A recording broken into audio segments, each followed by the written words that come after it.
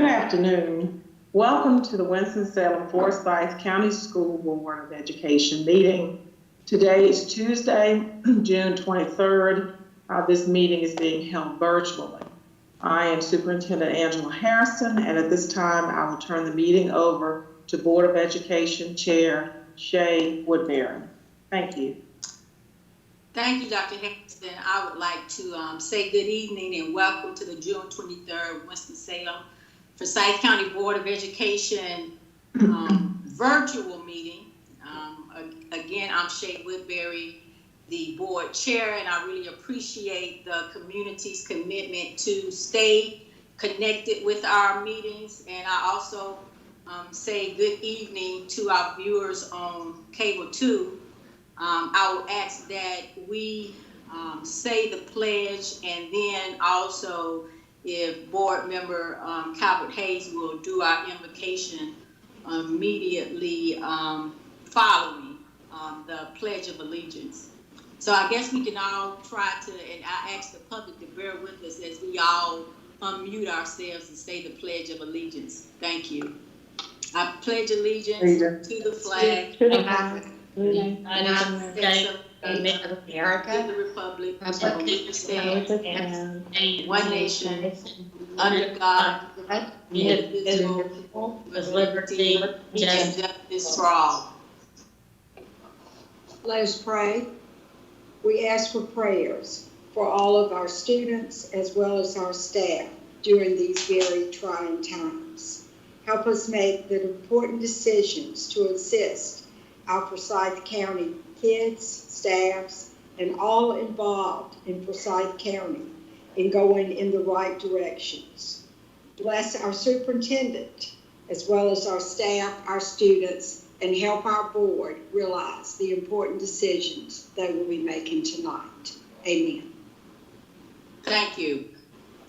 Before we go to our first item on our agenda tonight, I would like to take the privilege of the chair to make two announcements, if you will. One, I really would like to take this time to thank all of the high school principals, Dr. Cato, Dr. Harrison staff, our families and students, and this community for being patient and helping us to plan, I thought, some awesome alternatives to our traditional graduations.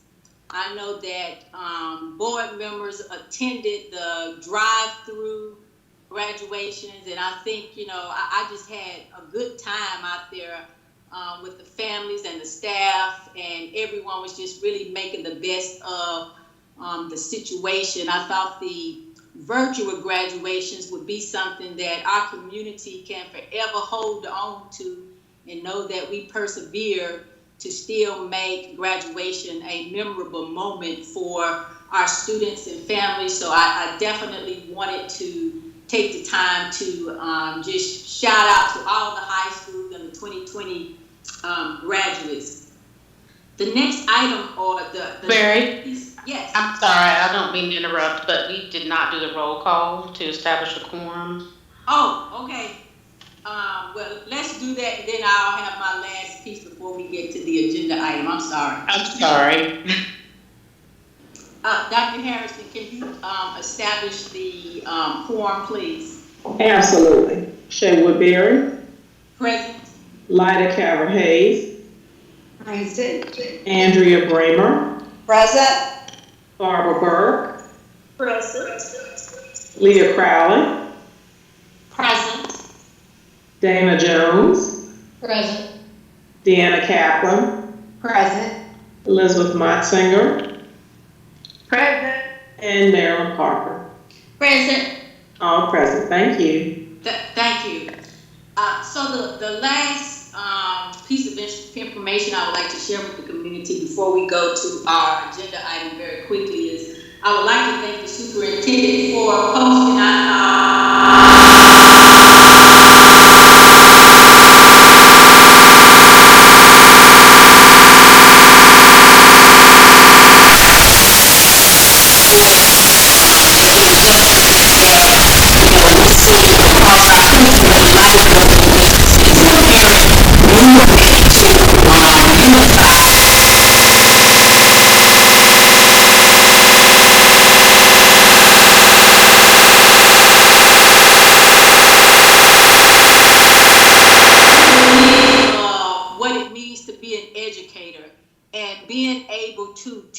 at this moment so that our students and this community can really move forward. So I thought that if we asked, like any good teacher in the classroom would ask, the essential question for today is, what impact would the death of George Floyd or Ahmaud Arbery, Breonna Taylor have on the end of racism and police brutality in America? And as a good teacher, you know, we would ask, why is this question relevant? Because what we know is that this is not the first Black person to be killed by mobs in America. There was over 100 years of lynching of Black men and women in America, even after slavery, led by law enforcement and what we would call mobs. So why are these folk at this point in time the catalyst for change? And this is when, as a teacher, we would present new information to spark the attraction for students to grow and learn. And what I would present to this community is that this is an opportunity for us to really get to the core essence of race in this country. And I would recommend to my students and to this community the ISIS Papers by Dr. Francis Cress Welsing. This book confronts racism in a very authentic and true way. This is probably one of the first times I have even talked about this book in public, because Dr. Francis Cress Welsing, who was a psychologist who taught at Howard University and HBCU, she died a broken woman because she tried to present to America, you know, very authentic issues concerning race and to teach us about this. And so if we went back to the essential question, how will George Floyd and the rest of those folk who have experienced these injustices, how would their death impact racism? I think that we can now have a real conversation about the uncomfortable truth about racism. And in the spirit of a Dr. Francis Cress Welsing, who again, she died a broken woman because she was ostracized and fired from Howard University. In her spirit, I would like to recognize some of the teachers I know in Winston-Salem, Forsyth County schools that I know get in trouble for trying to teach kids about injustices and teach them about the truths that we need to, you know, be careful in how we teach it, but still teach it. So I would like to recognize Miranda Jones from North Forsyth, Felicia Piggott Long from Carver High School, and Trip Jeffers from Parkland, all of whom I know that represent many more teachers whom are always about the business trying to bring truths to our children that may be uncomfortable. And so lastly, I say that Black lives matter because human lives matter. And right now, I think as a community and a country, we truly demand freedom, justice, and equality. And with that said, I will move to our next agenda item, and thank you for your patience for allowing me to say those things. I will move to our next agenda item, which is the agenda review, and we actually need to amend it to add an additional action item, which would be S according to the agenda, which would be the Wiley project added to an action item. Also, we need to adjust the personnel link under the consent item, and I think Sam can offer a little bit more explanation here in a second. And then also we need to add one announcement as it relates to amending the agenda. Sam, can you kind of share more about the adjustment of that personnel link? Yes, thank you. Board Member Parker brought this to my attention earlier this afternoon, so thank you. So the consent agenda item, personnel report, standard monthly business that you all approve, is in confidential view in eBoard, meaning the public cannot see it on the agenda, but you all can because you all have access to confidential items. And so I would like permission to take that off of confidential view, but leave the attachment, which is the confidential item, the personnel report, to remain as confidential view. So just basically want to add it so that the public can see that consent agenda item as well as the board members. Okay, thank you. Is there a motion to move forward with the agenda review with the amended items? So moved. Board Member Crowley. Second, Hayes. Any further question or discussion? Okay, Dr. Harrison, can you take the roll? Certainly. Chair Woodbury, Yes. Lyda Calvert-Hayes, Yes. Andrea Bramer, Yes. Barbara Burke, Yes. Leah Crowley, Yes. Dana Jones, Yes. Deanna Kaplan, Yes. Elizabeth Motzinger, Yes. and Marilyn Parker. Yes. Thank you. Motion passes. Thank you. The next agenda item is public comments on agenda items, and according to Dr. Harrison, we do not have any public comments on agenda items. Is that correct, Dr. Harrison? That is correct. We have open comments at the end. Thank you. The next agenda item is discussion items, and first we have the AIG plan discussion by Nicolette Grant, our Chief Academic Officer. Good evening, Board Chair Woodbury, Vice Chair Calvert-Hayes, board members, and Dr. Harrison. Tonight, we will be sharing the AIG plan for consideration and approval. So I'll pull that up and make sure that you can see it. Joining me this evening will be Christina Forney, who's our program manager for the AIG program. Okay. And I believe you can see the screen now. Okay. So we shared a few weeks ago the AIG plan for consideration and the guidance from our North Carolina legislature, which is to make sure that there is a plan produced with stakeholders every 3 years that guides the identification and services for our gifted students. In our last presentation, we shared a video from DPI, from the Director of Advanced Learning. And in that video that she did specifically for Winston-Salem, she broadcast this video during our December and January sessions for families. And she shared that the guidance from DPI is to make sure that the identification process for gifted is inclusive and does not inadvertently weed out students. We want to make sure we have multiple pathways for students to be identified and served, whether through LIFT or AIG. And we also want to make sure that our plan and our identification and services are not negatively disproportionate to any particular racial group. And so according to the guidance from the state, we followed direction from our director at the state level to make sure that the process was as inclusive as possible and that there were multiple pathways to support students, as well as increasing and enhancing our LIFT experiences for our students K-8. So we are not going to show the video tonight. We shared that video 2 weeks ago, but the video is here for your review as well. Next, we just wanted to share with you the process that was used to receive stakeholder feedback. And I will be turning this over to Christina Forney. She had several sessions that she offered for our stakeholders to provide input. So Christina, I will turn it over to you.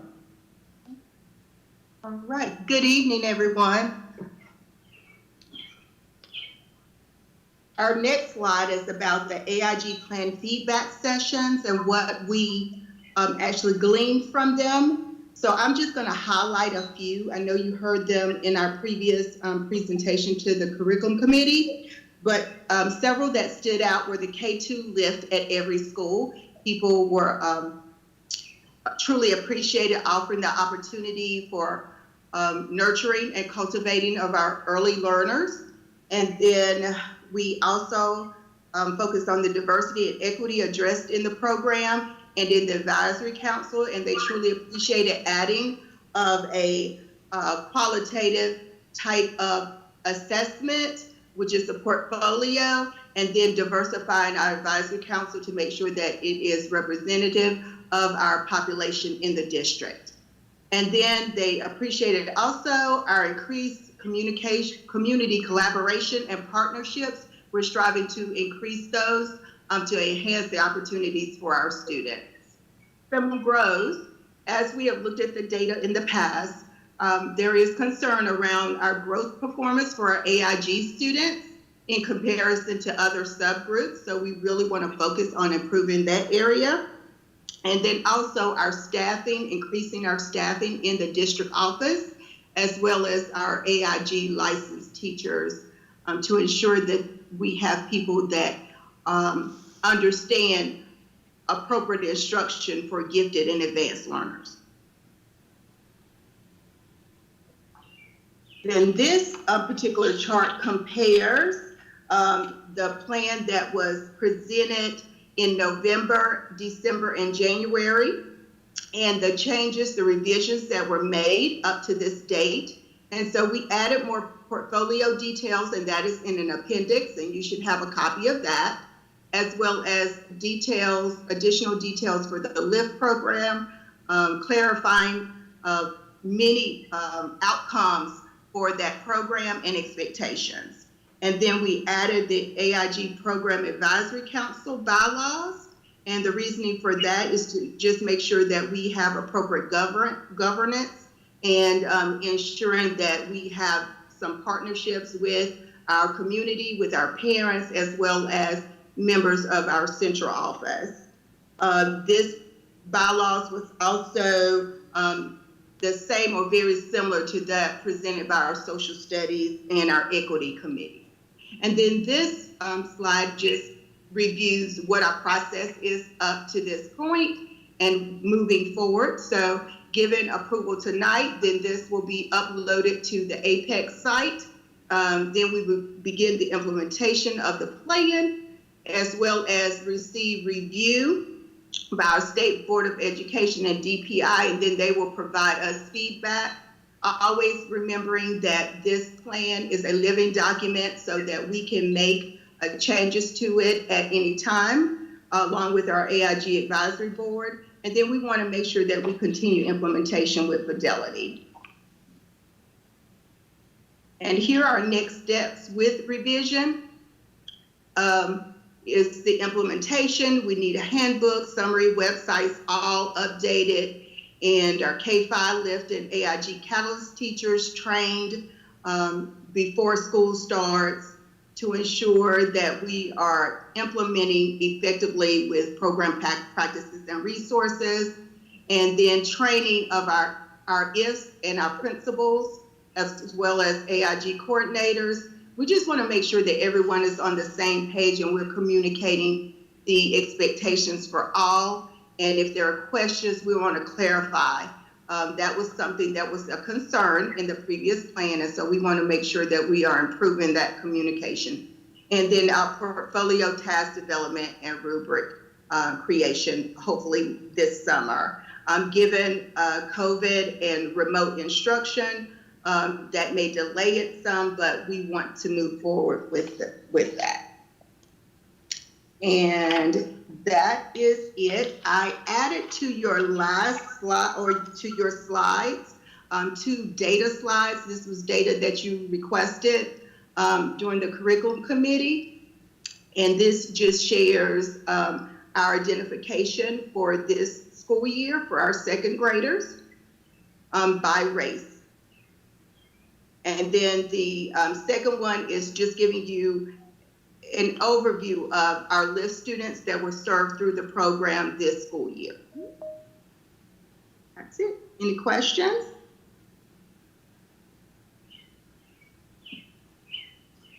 So the full detailed plan is also included in your folder or in Assembly.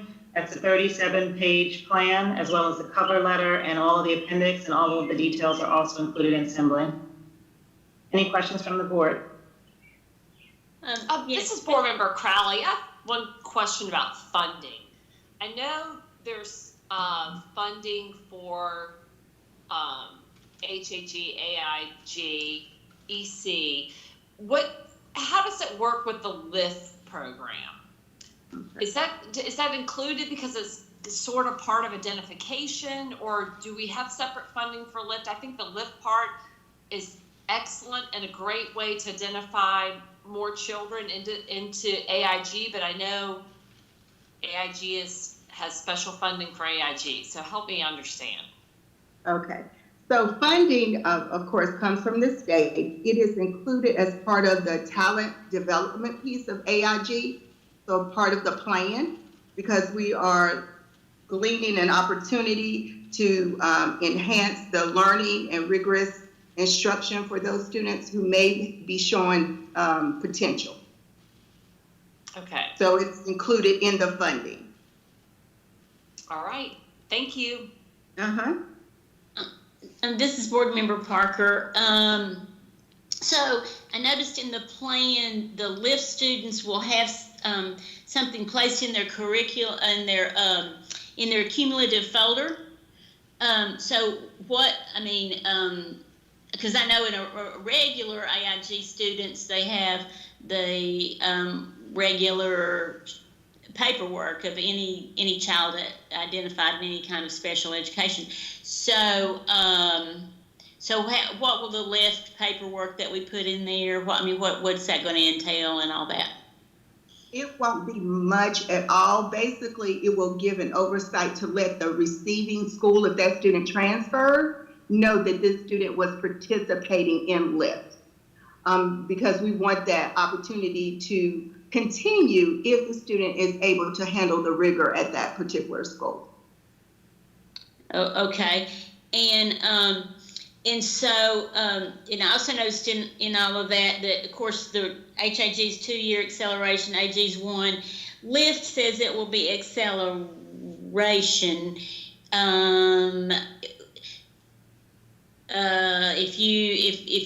If you have them grouped together, is that going to be the 1 year? If they're not, would it possibly be less than 1 year? Or that just seemed, I didn't get a clear picture on that. So what's that? Okay. So in Standard 3, which talks about differentiated instruction and curriculum, it addresses that we are required to provide enrichment, extension, and acceleration. So I know that as a district, we have embraced acceleration, but by law, we must offer all three. So depending on the readiness of that student, that's what they would receive. So just like we differentiate in a regular classroom for students, we would differentiate in an AIG LIFT classroom, and that includes our gifted students as well. Some of them are not quite ready for that acceleration. Our goal is to get them there, but we want to make sure that they are receiving the appropriate instruction so that they are ready to move to their fullest potential. Okay, and now I guess my last question would be, there doesn't really seem to be in the plan any report out of how we're doing with LIFT, and I think it's a great idea, and I think that it's wonderful, and I hope that we will be able to capture some of those students who we've not captured before that have real potential, and especially in our underserved populations in schools and all of that. So what I just guess as board members to make sure that this plan is really and truly getting at what we want it to, that we have some data given to us, and I know that's a little bit difficult when you don't have test scores for one thing and all, but we're not in the best time to be asking for that, but if we can have a report out at the end of the year, especially on our LIFT students, and how that's going. Also, it looks like and I thank you for those new numbers on who attended LIFT. But of course, I know the majority of our students are in the 3rd, 4th, and the upper grades and 3rd and above. But I'm interested in how much having those children early identified, say K1s, 2s, how that really helps with our underserved populations, because I think that can tell us a lot about what to do in the future. So I'm just wondering what your plan is for giving us data and all that, and if we start to look at this and let's say, 1.5, 2 years, and it's not accomplishing what we want it to, how are we going to modify that and all that? And those are just be my kind of, what's the plan for all that? Okay, I'll take that one. Built into the plan are checkpoints, so there'll be at least 4 meetings with the advisory council, and those meetings we will share with the board so that you're welcome to attend. But we plan on having regular checkpoints on how we're doing so that we can reflect and make adjustments to the data. In addition to the LIFT supports that Christina will afford students through AIG, also our regular education and general education teachers will be providing more rigorous instruction. And we built in LIFT strategies and will be building in LIFT strategies into our unit plan organizers, as well as having inquiry-based and project-based activities for students. So we hope to have regular updates at our advisory meetings throughout the year to give, and again, board members will be invited, and we can also give regular updates to the board in a formal setting. But we plan on monitoring and using that data to drive decision-making that we do and adjustments that we make for all students, including LIFT and AIG. Okay, great. Thank you. We'll look forward to all that, and we will hope that this is a really successful endeavor. So thank you very much for your work.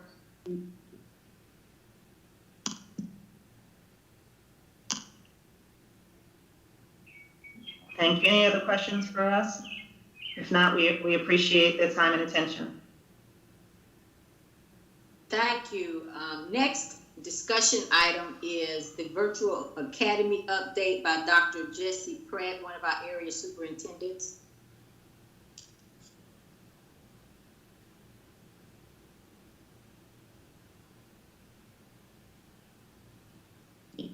Jesse, you're still muted.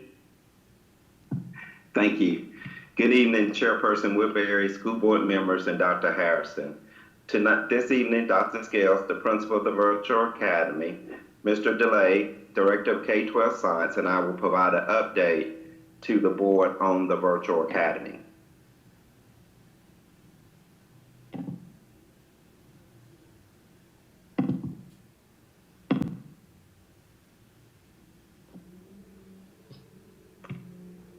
Over the past several weeks, we have been offering information sessions for our parents, teachers, principals, and counselors about the Virtual Academy. We've held 14 sections with parents and have 7 upcoming sections for them over the next several weeks. As of this week, we've had 1,558 participants to register for these information sections. During the parent section, the frequently asked question was around student assignment. Parents wanted to know if their students would lose their choice or magnet option if they attended the Virtual Academy. Parents were informed that students would maintain their choice or magnet school assignment while attending the Virtual Academy. We held information sections for teachers with 1,163 participants. We also held several sections with principals and counselors to ensure that they were informed about the Virtual Academy.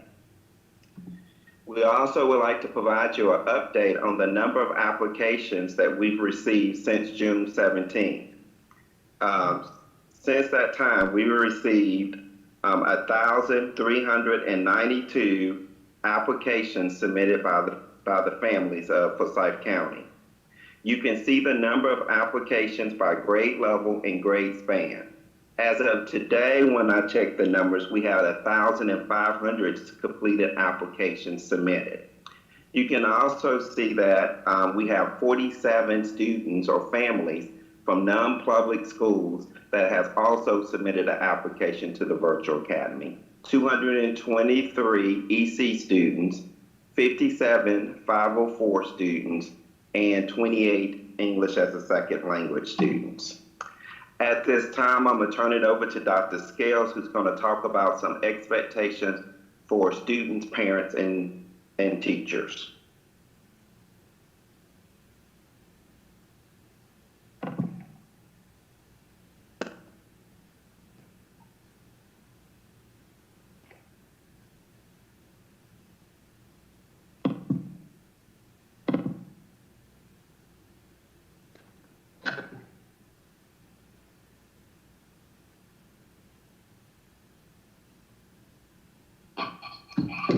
I'm sorry, can you hear me?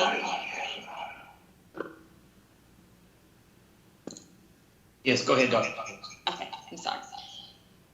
Students should commit time per class each week. They should maintain an academic schedule, communicate and interact with teachers, complete assignments by the deadline. Hold on, I'm getting some major feedback. Hold on 1 second.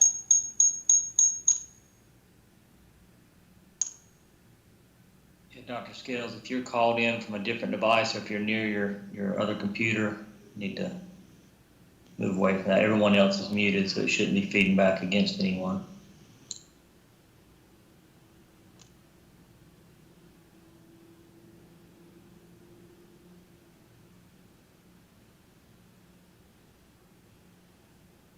Okay, let's try this again.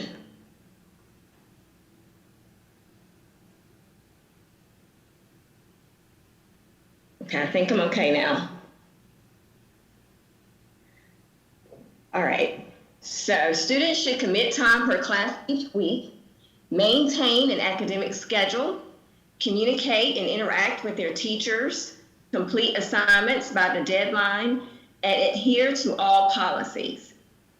Our parents and guardians, who we are also referring to as learning coaches, and as we've worked with our parents during our parent sessions and our teacher sessions, we have impressed upon the parents that they are the learning coaches in these situations. So we're expecting our learning coaches to help their students develop a schedule each week, monitor Canvas for student grades and completion of work, provide a specific location for their students to work, provide assistance for troubleshooting computer problems, and then review their students' work before submission.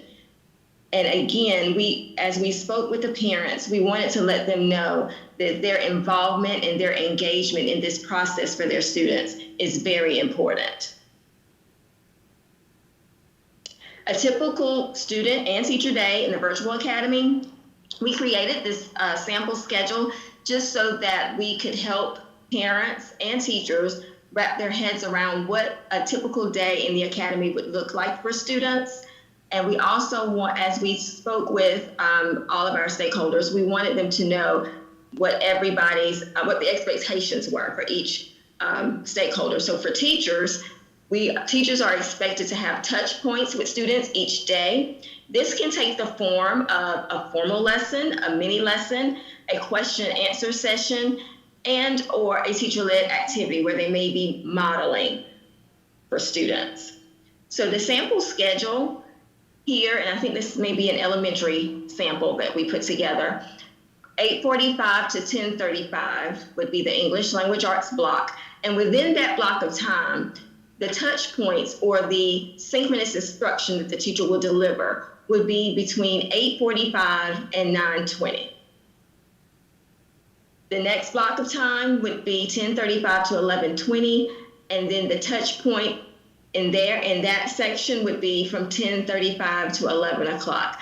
And we have also let the parents and the teachers know when we were discussing this with them that the students should log on for each touch point. The student needs to log on. From 11:20 to 12:05, they will have their encore time, elective time, elementary at specials. And the touch point for that would be 11:20 to 11:50. From 12:05 to 12:35, they'll have lunch. From 12:35 to 2:05 will be the math block, with the touch point being from 12:35 to 1:20. And then from 2:05 to 3:30, this is their support block. And we added this so that if students or their learning coach have any questions or would like to have some more guidance by the teacher, they can go back and get that guidance from the teacher during that time. EL, AG, HAG, and EC. Accommodations and modifications for a variety of needs will be provided. However, for students with disabilities, we are referring to the IEP team for further guidance, and we have worked with Mary Todd Allen and the EC department to make sure that we clearly communicate to parents what this process will look like and what they will need to do in regards to enrolling into the virtual academy. Student services. The Student Services Department provides programs and services to ensure students have the academic, social, emotional, and support services that they need to be successful. Support staff will work in collaboration with educators, parents, and other professionals to support student outcomes. So we know that many parents ask us during our sessions about peer interactions and how we plan to provide for those interactions. So we have discussed it, and we will offer some homeschool activities, informational nights, field trips, virtual and face-to-face, and we also plan to bring in guest speakers for our students, because we do recognize that social interactions are very important, and also they're important in the brick and mortar setting, and also we know that in the virtual setting they may be just as or even more so important. So we wanted to make sure that we offer these opportunities to our students, but we want everybody to keep in mind that these are optional. We understand that parents or students may not want to take advantage of these opportunities, and that is fine. None of these opportunities are mandatory.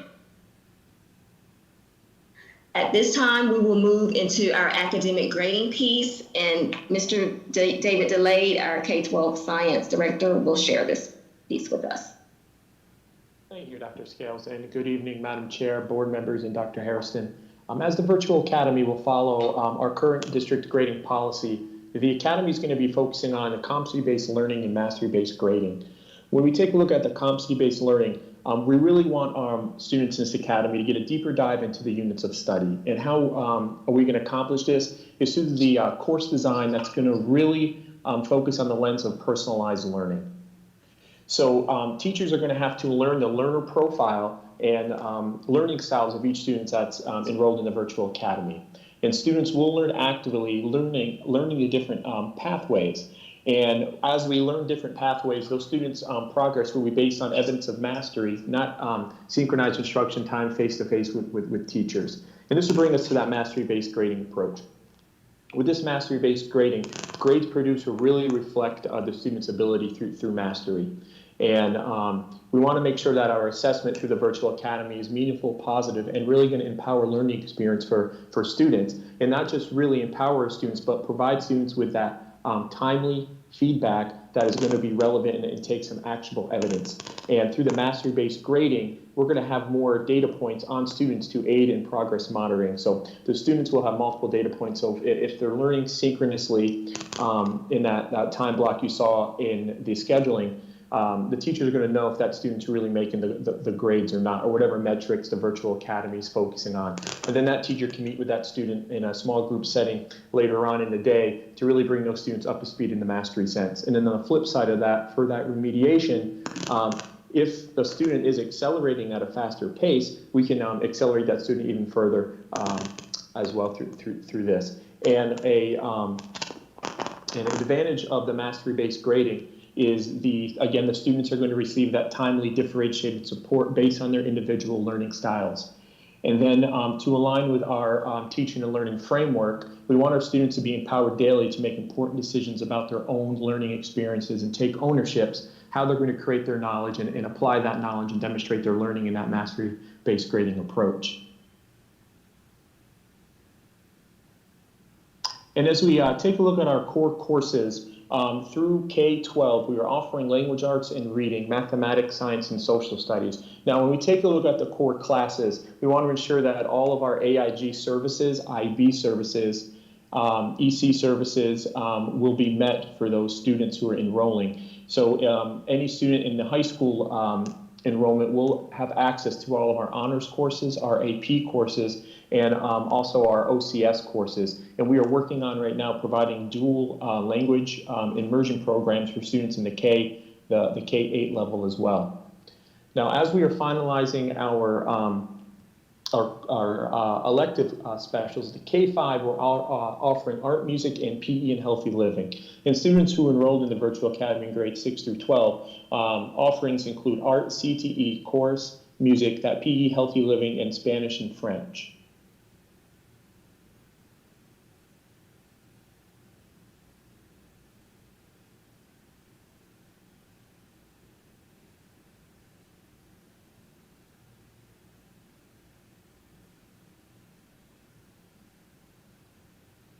Our next steps for the Virtual Academy, we will begin the process of processing applications and informing parents about next steps in the process to attend the Virtual Academy. We will continue with our information sections for parents. We're going to finalize our course selection offerings.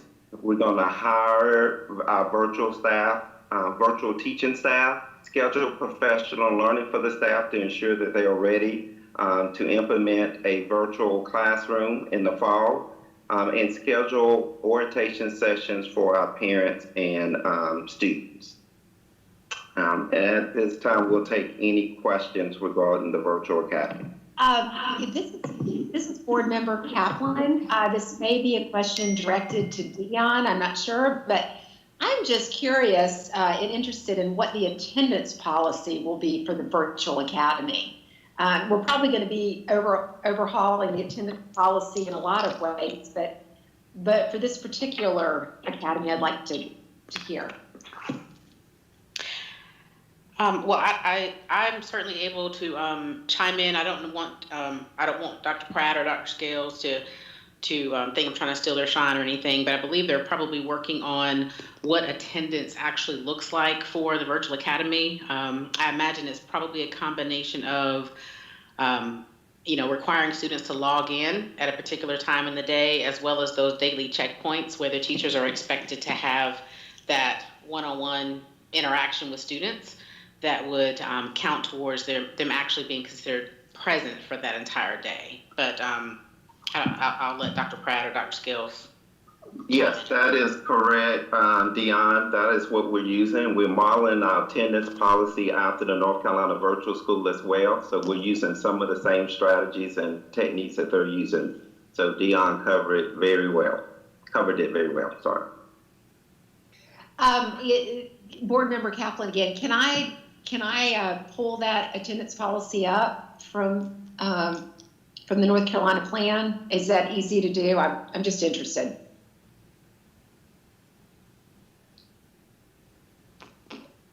If not, I can certainly look it up and I'll share it with you. I'm happy to share it with the whole board. Okay, that'd be great. Thank you. You're welcome. Ms. Modsinger?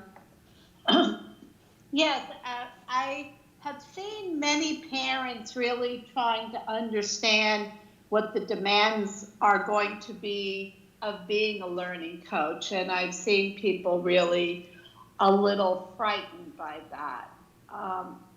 Can you explain better exactly what the job learning coach means and what they can expect their child to get from their teachers? Yes, so I'm sorry. The learning coach is, the learning coach may look very different depending on the grade level of the student. For our elementary students, especially for our younger grades, elementary students, grades K2, we know that a big role of the learning coach will just be to keep the student focused and keep them from being distracted in the learning environment. So that will be a big part of the role of the learning coach for the younger student. But also, in addition to that, they will be helping the student before minor questions, if they have questions about the work. The teacher's role will be just as in brick and mortar to do the instruction and to answer any questions that the student or the learning coach may have. If she or he needs to model an activity, or if they need to work one-on-one with the student and the learning coach, they can do that as well. I think as we were speaking with parents during our sessions, we wanted to give them an idea of what time would be put into this process, because we know as the students get older, for example, middle school and high school students, they may not need their parent as much to control the distractions in the environment, but they may still need their parents to for clarity if they didn't understand what was said by the teacher in that moment when the teacher was delivering the synchronous instruction. But the teacher may also be there as well for explanation and for clarity purposes. So I think the role of the teacher is for instruction, where the learning coach will be there for support.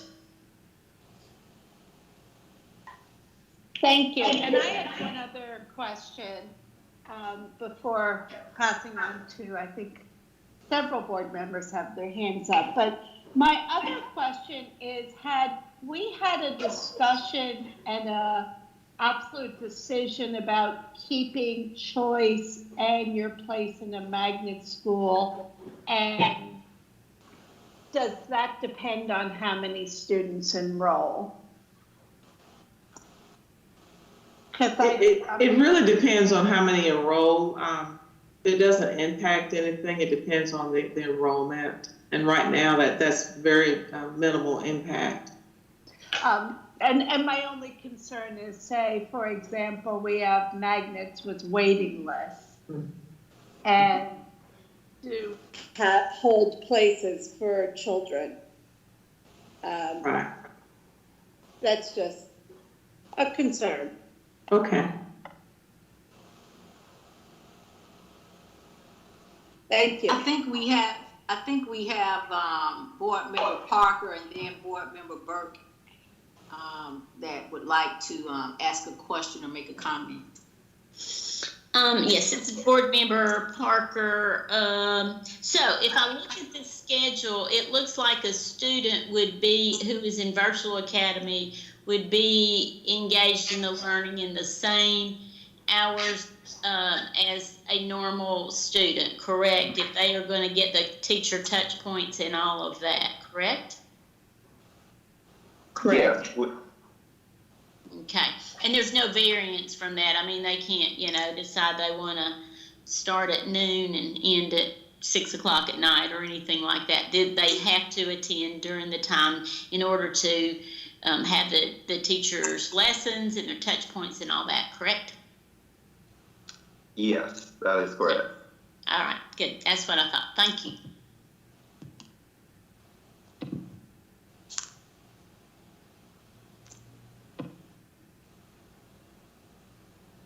This is Board Member Burke. Good evening. Okay. I have a couple of questions. My first question, I guess, Dr. Pratt, you can answer this. You talked about additional sessions to inform parents. How are you identifying the parents for your upcoming sessions? So there's a website that we have a Virtual Academy website. Parents go to that website and they sign up to attend a section. And so most parents are following up with information that was forwarded out by the district to communicate about the Virtual Academy. Okay, so prior to going to the website and signing up, how are they informed to go to the website? What's that initial contact that we're making with parents? We actually have daily calls going out, Ms. Berg. I don't know if Brent, I'm sorry, he had unfortunately, had to be away for personal reasons. But we've actually sent out information through our call and messaging opportunities. And initially, we wanted to get organized, but we have since, I believe it should have gone up today or tomorrow. It will go up, it'll be a front page, it'll be a banner for our website. So parents will be able to do that. So in addition to the calls, that's what we have not sent letters out at this point. What about parents who may not have access, just like we know that students did not have access, many of them, for e-learning? What about parents who don't have that access and cannot go to the website and sign up? How are we reaching them? Any special provisions made for those parents? Well, one thing we realize, in order for them to participate in virtual, they will need to have access in the home. We will provide hotspots. So one of the challenges with hotspots this time was that you could not show as many videos, and the data used was limited. So those are bridges we still need to cross. What we plan to do once we have our recommended plan for reopening, is to send every parent a letter giving them options, and that will include virtual. But right now, we are conducting the calls for the meetings so that parents will have information. We are not doing any face-to-face meetings. If you have some other ideas for us, we gladly certainly be ready to receive them. And then after the 7th, we want to send a letter home. But this process will be required. It will be required that the parent either have access or is able to get to access. So one of the things that F.M. McMillan is doing is working with our community to see how we can best get access in community centers, local churches, and other places where children can go. And Kevin Cheryl has even looking at placing Wi-Fi devices throughout the community in case kids cannot get access at their home. But that remains to be seen. And again, we welcome any ideas that people have about getting kids on virtual. Yeah, we're going to have to put our heads together and come up with some ideas, because I do think that we are going to have some equity issues if we limit participation to students and families who have access and not those who don't. So I put a few more questions. Next question, because we know COVID-19 affects very highly the most vulnerable population, and we know that that population consists of Black and brown and poor. How are we making sure, putting forth some intentional efforts to make those communities aware of this virtual opportunity, and making sure that we have reached out to them specifically? So right now, again, we're reaching out using normal avenues of using calling systems and our websites. We have not asked, due to the high numbers of positive tests and the lack of PPE, we have not asked our staff to go out and talk to parents. Now, we did with the surveys, we did have that information there for parents about them bringing their students back, and we did provide paper surveys when they returned their devices. And so we have not sent people out.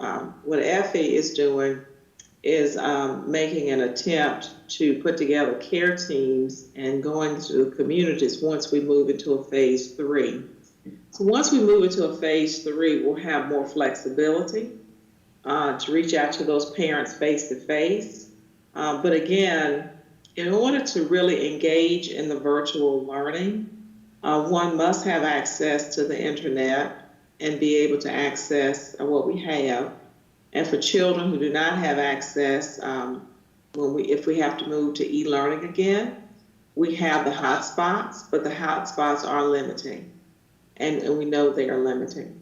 What I will say is that some communities, as I've been on calls with other superintendents, some communities, counties, and some counties and things have gone out and decided to provide Wi-Fi free access to the community.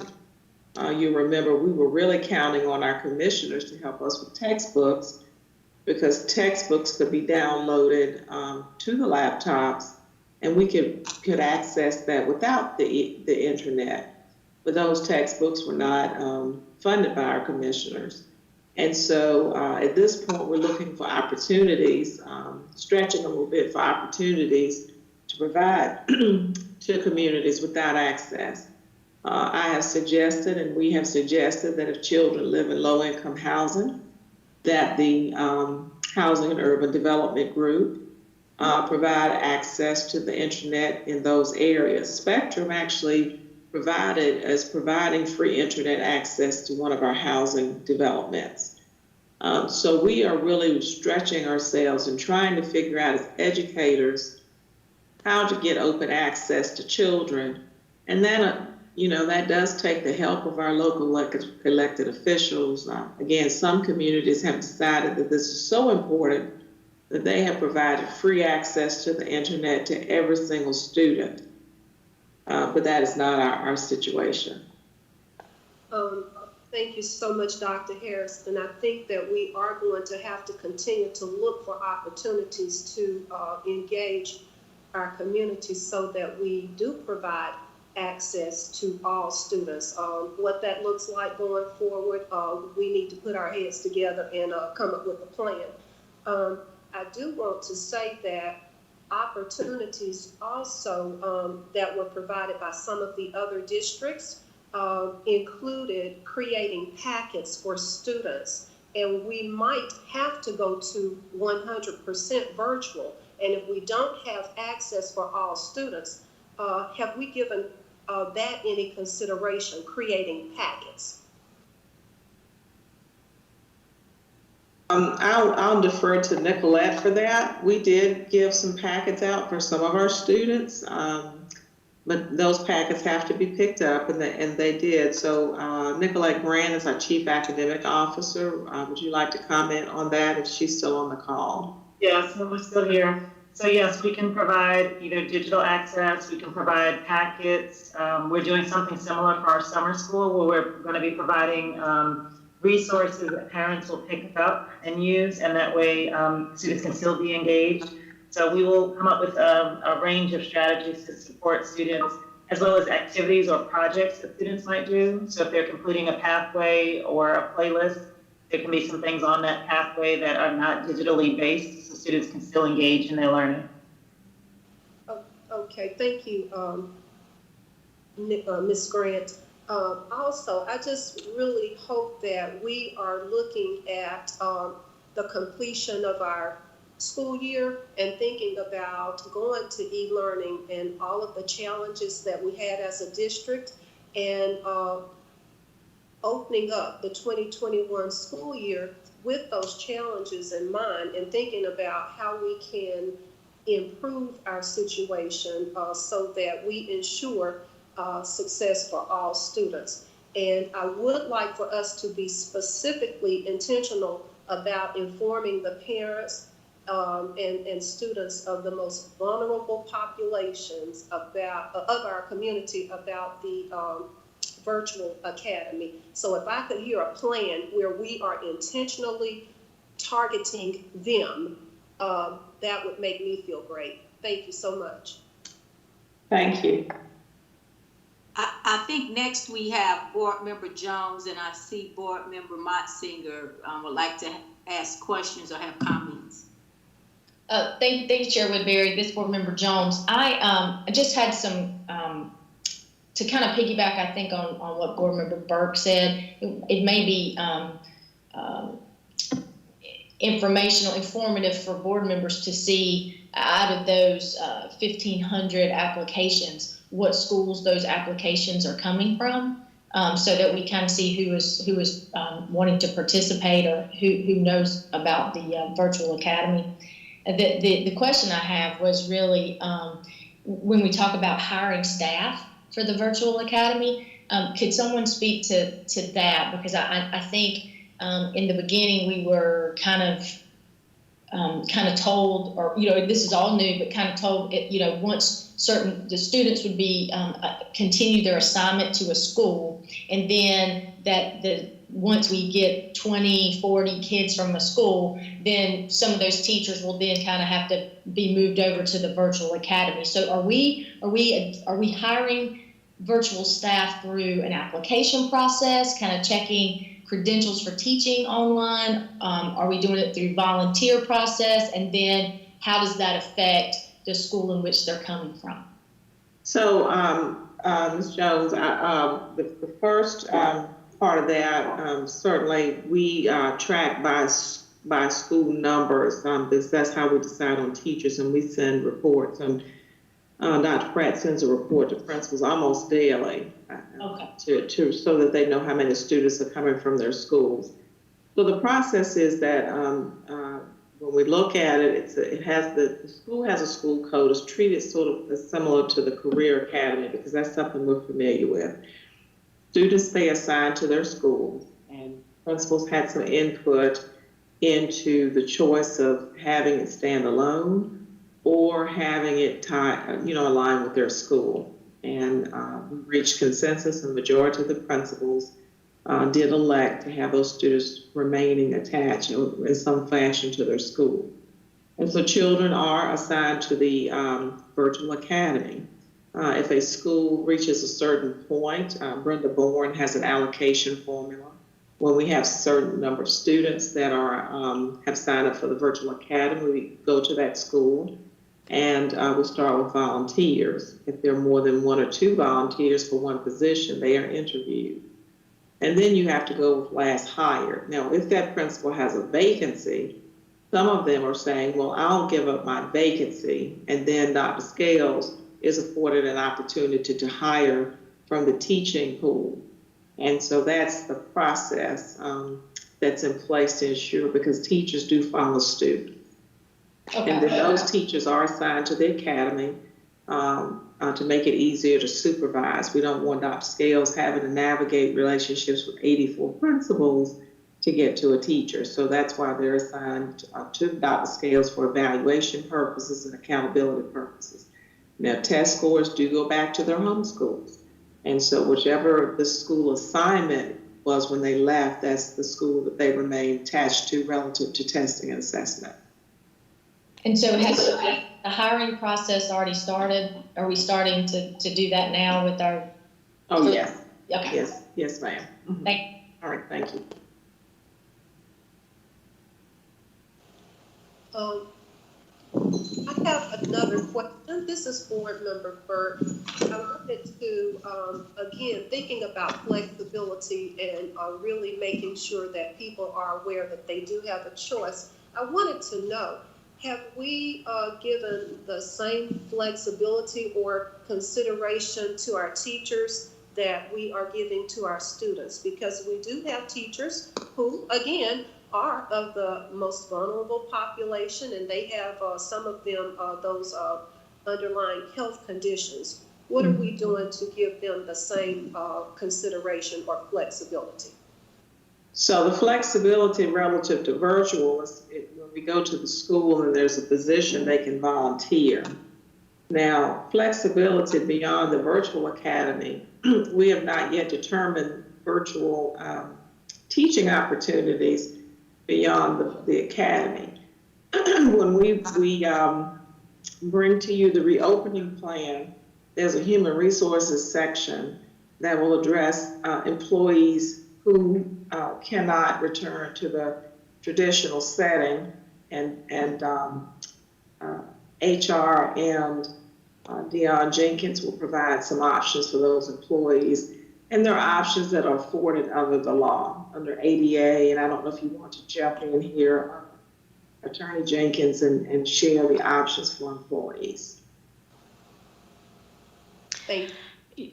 Yes, ma'am. As a part of some of the federal laws that pertain to employees who may have an underlying condition, as well as those who might fall within the category of high-risk employees in regards to the COVID virus. And those are individuals that are 65 or older, as well as, like you said, Ms. Burke, individuals who have underlying health conditions.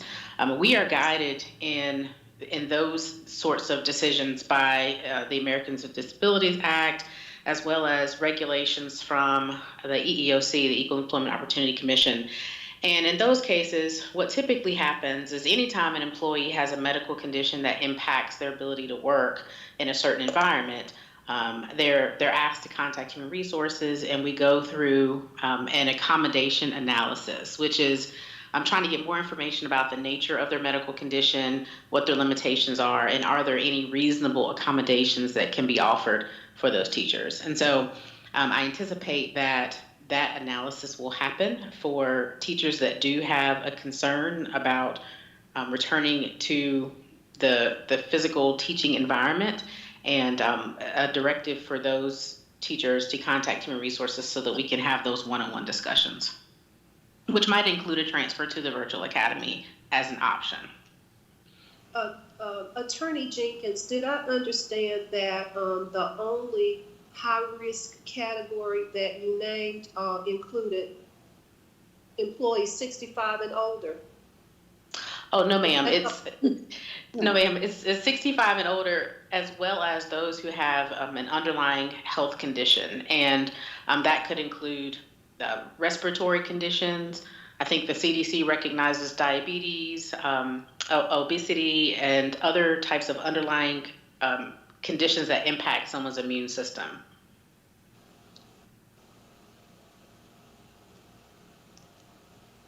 Thank you. You're welcome. Board Member Montsinger, do you have your hand up? I do, thank you. First, I did have questions about teachers, so thank you, Ms. Burke, for those. I wanted to clarify, we have promised to provide a Chromebook for students who need that to be able to participate. Is that correct? That is correct.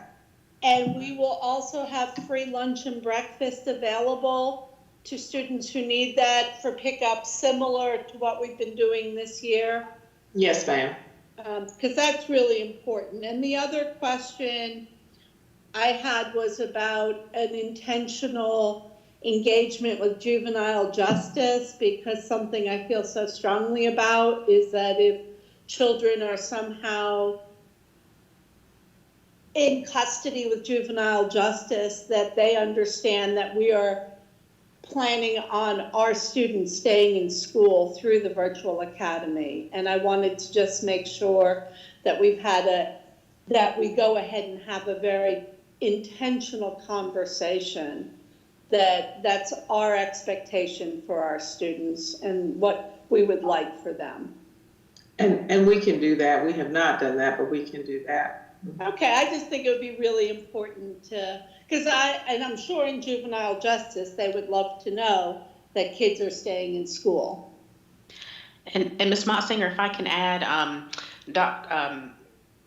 Judge Hartsfield is sort of heading up that initiative with the School Justice Partnership and working with Department of Juvenile Justice here locally, and she and I communicate on somewhat of a regular basis, and so I can certainly share that with her and make sure that that message is passed along. Absolutely, because I would just like to make sure that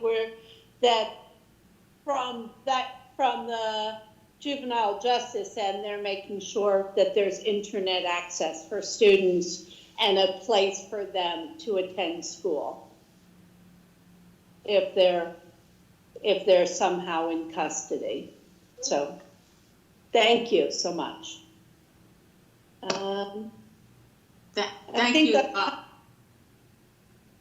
Did you have anything else, Board Member Montsinger? No, thank you so much. And you guys, I just do want to add that you're doing such a good job coming up with a creative and inclusive process, really on the fly. So I am so grateful for this. Thank you. Thank you, Board Member Monsinger. Dr. Pratt, do you have anything else regarding the Virtual Academy update? I don't see any more questions from the board members. No, ma'am. Thank you so much. The next discussion item is the Multicultural Infusion update by Rebecca McKnight, Director of Social Studies. Good evening, Dr. Hairston, Chair Woodbury, Vice Chair Calvert Hayes, and the rest of the board. I bring to you a brief update about the African American and Hispanic Infusion Project. And so I've just got a couple of slides that I'd like to share with you.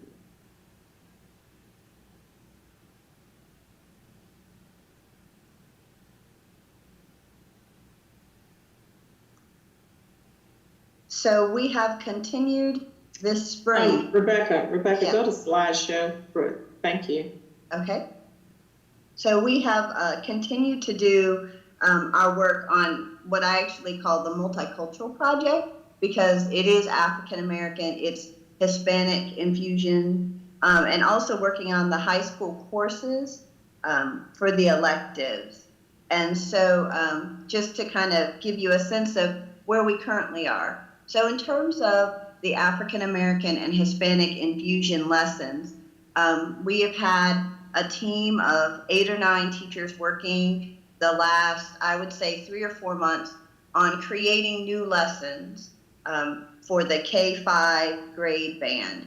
At this point, we have 40 new lessons that are currently undergoing review between the African American and Hispanic lesson collection. And so teachers are revising them based on our requests, and then when we have professional days in August, we will roll out the new lessons for teachers at the K-5 level. These lessons will live in a couple of different places on Canvas. One place that they will live will be within our curriculum documents, and then another place they will live within on our Canvas page will be a page that is dedicated just to the African American and Hispanic infusion lessons. So teachers will be able to go to that page and see all of them, or they'll be able to go to the curriculum documents for the particular unit that they're on for social studies and find those lessons. And then in terms of the high school multicultural courses, those 3 electives, just to refresh your memory, the African American Studies, the American Indian Studies, and the Latin American Studies courses, those curriculums are, I would say, 80% done, at least in terms of the first go round for this first semester. And so we had a team of 4 teachers working on each of those different courses with a wide variety of curriculum writing experience and content knowledge. Each of those courses has 8 to 9 units. The last unit for all of the courses will allow, require, provide the opportunity for students to think of a concept or an issue or a topic that they've learned about over the course of the semester, and then kind of do an action research project. So they'll get the chance to research whatever topic they pick. Hopefully, if they pick something that is a local challenge for one of the 3 groups that they're studying, that they'll come up with some ways to help the community and provide some solutions, and then they will present that work to their classmates at the end of the semester. Each course will provide a standard course level option and an honors level course, and so we're working on designing an honors project that's general, that can be used in each of those courses regardless of content. We have 12 schools that will offer sections of at least 2 of the 3 multicultural courses. There are 804 students registered right now for African American Studies, 128 students for the American Indian Studies course, and then 366 students for the Latin American Studies course. And then our next steps. So first, we're working on planning content-specific professional development during July and August. And so all the teachers who are teaching the high school multicultural courses are expected to attend.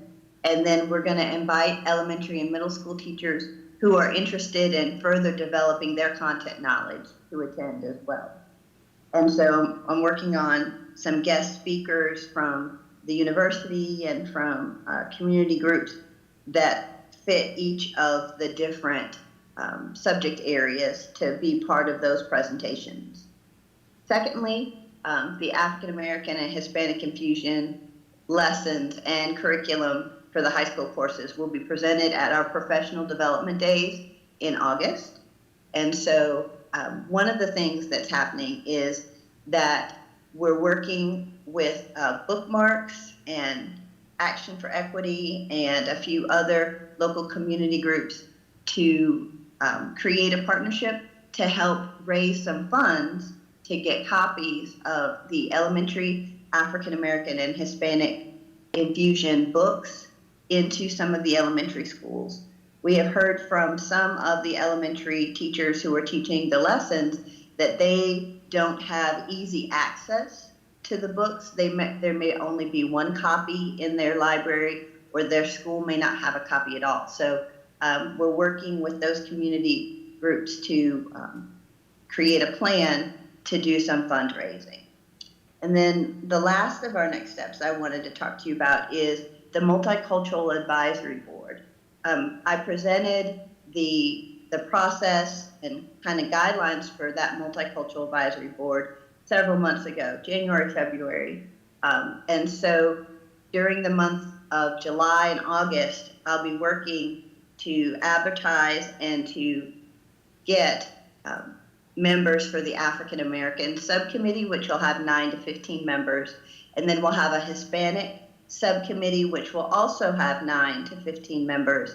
And then within those two subcommittees, they will decide who will represent them on a bigger multicultural advisory board. So we'll meet 3 or 4 times as subcommittees over the course of the school year, and then we'll have a couple of meetings with the whole advisory board.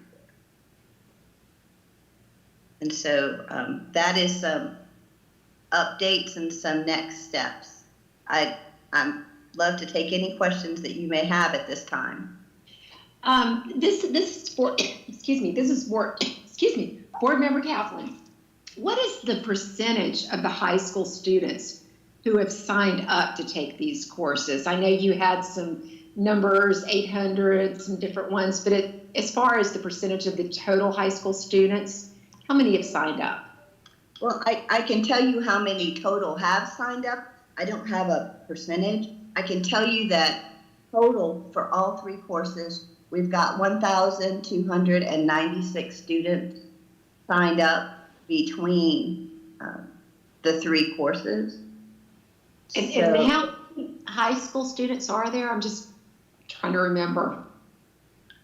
We can get that to you. She can. I think she'd like to give some accurate information. So can you email it in the morning, Rebecca, to the full board? Yes, I will find out the number of high school students total. The percentage. Mm-hmm. Thank you. Okay. I think Ms. Crowley had her hand up. Yes, and we generally have about 3,500 or 4,000 high school students. So this does seem like a good number of enrollees in these courses. I'm curious about the comparison from previous years. Have we seen, with it going to a 3-credit course, are we seeing an increase in the enrollment? So I'll have to check the numbers. Okay. One thing I can tell you for sure is that there are more students signed up for the American Indian Studies course than we've ever had, because we didn't have that course as an option. So I can tell you that one for sure. We are. I think Ms. Monsinger had a question. And I have one more suggestion on that. For sources for books, the Junior League of Winston-Salem has a bookworm program where they donate specific books to organizations, and the organization specifies which books they want, and the Junior League directs their members to purchase those books. So I wanted to just let you know that would be a great source for getting books for this program, or for these, especially for the elementary one, for the libraries. Thank you. Thank you very much. That's a great suggestion. I think Ms. Motsinger had a question. First, thank you so much for your presentation. It was really good to hear from you and all the work that's being done. I wanted to clarify that these lesson plans in the infusion model are going to be really required for teachers to teach and are not optional. Is that correct? That has been my understanding and kind of what we have said to teachers these last couple of years since we began to write this new generation of lessons, that it is what I usually say is it is the board expectation that you teach these lessons to students. That's almost word for word what I say to K-5 teachers. And so that then becomes the monitoring piece, and we've talked about that on a couple of different occasions. How do we monitor that? We need administrative staff to help us to monitor that and encourage their teachers to make sure that they are teaching the infusion lessons. And we'll have more choices now for them to pick, because once they're all reviewed, I think we'll have more than 70 for African American infusion for K-5. So everyone should be able to teach several of the lessons within their grade band. Even if they only taught 5 of them, they have some choices. So part of our support is trying to make sure that no one can say, I can't teach this lesson because I don't have access to the books that are needed. Absolutely, and certainly one of the great concerns people have had, rightly so, is that when something's optional and teachers are overwhelmed, what goes is what's optional. And so it's really important, because I think a lot of people in our community feel so passionately that this has to be part of the history all children learn in public schools. So I just want to clarify that, because that had been a real point of contention in the past. A recommendation is getting students on the advisory boards or including them, because I think there really is I think there's a new passion among students about getting involved, and I think that I would love to hear what they have to say and what they're hoping to learn.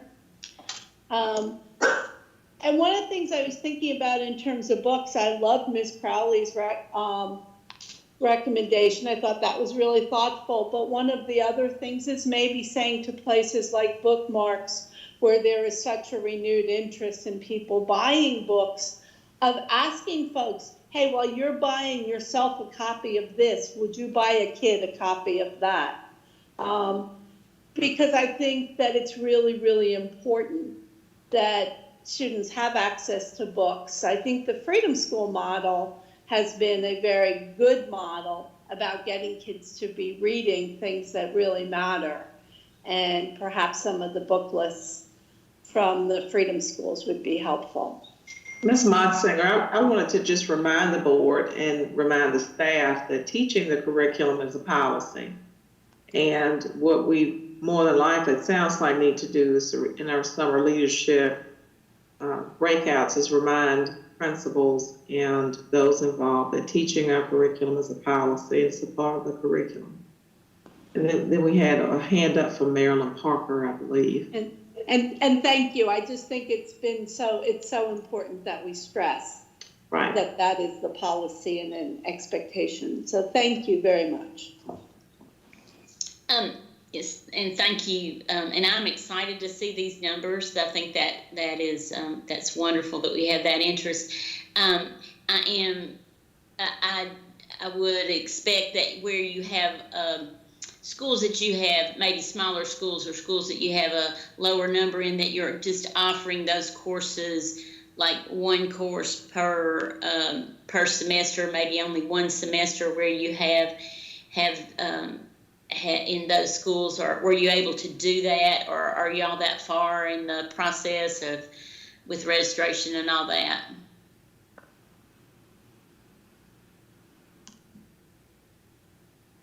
Are you still on there, Rebecca? Did you drop off? So I will say that the registration process has concluded for the most part. We are approaching next Tuesday when our schedules have to roll to a permanent setting, and counselors will be back in at the end of July to make schedule adjustments.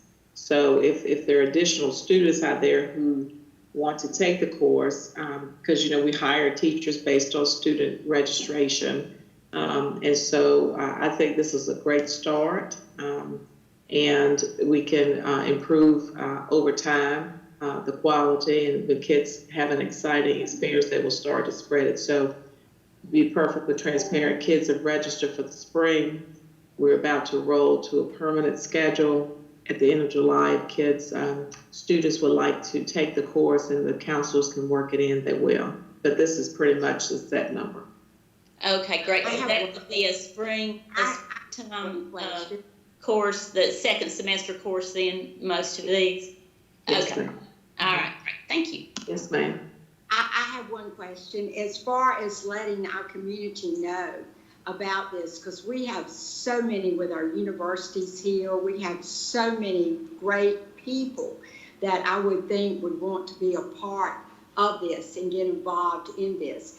When would we be able to involve our community to form a board? Is this something that's going to happen quickly, or is it something that's going to be long-term?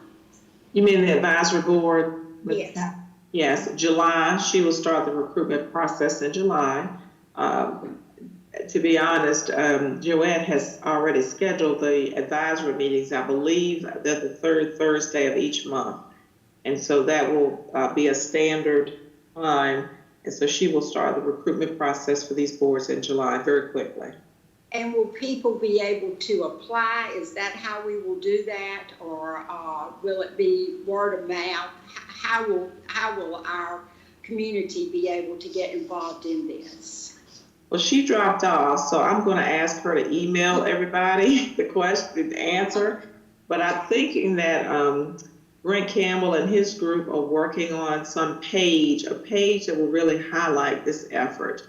And so people can go, sort of like we've done with school opening, school closure. We have a multicultural page, so people really understand the emphasis that you all as a board has placed on this work. So let her get back to you on that, okay? Okay, thank you. Thank you.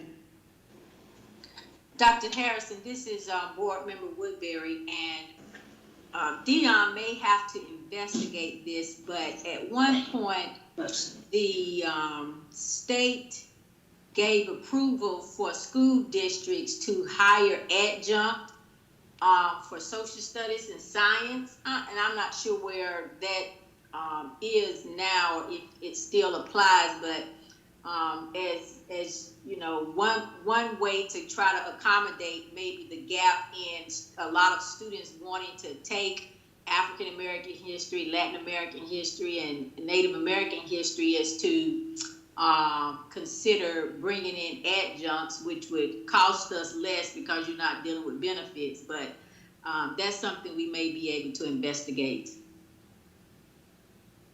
Absolutely, absolutely. If there are no more questions or discussion, I think maybe Ms. McKnight somehow was dropped. Somehow she dropped off. Then we'll go to our next agenda item, which is action items. And the first item for approval is the appointment of the Facilities Advisory Council members. Go ahead, Deanna. I'm sorry, board members, I just wanted to give you a brief update on this one.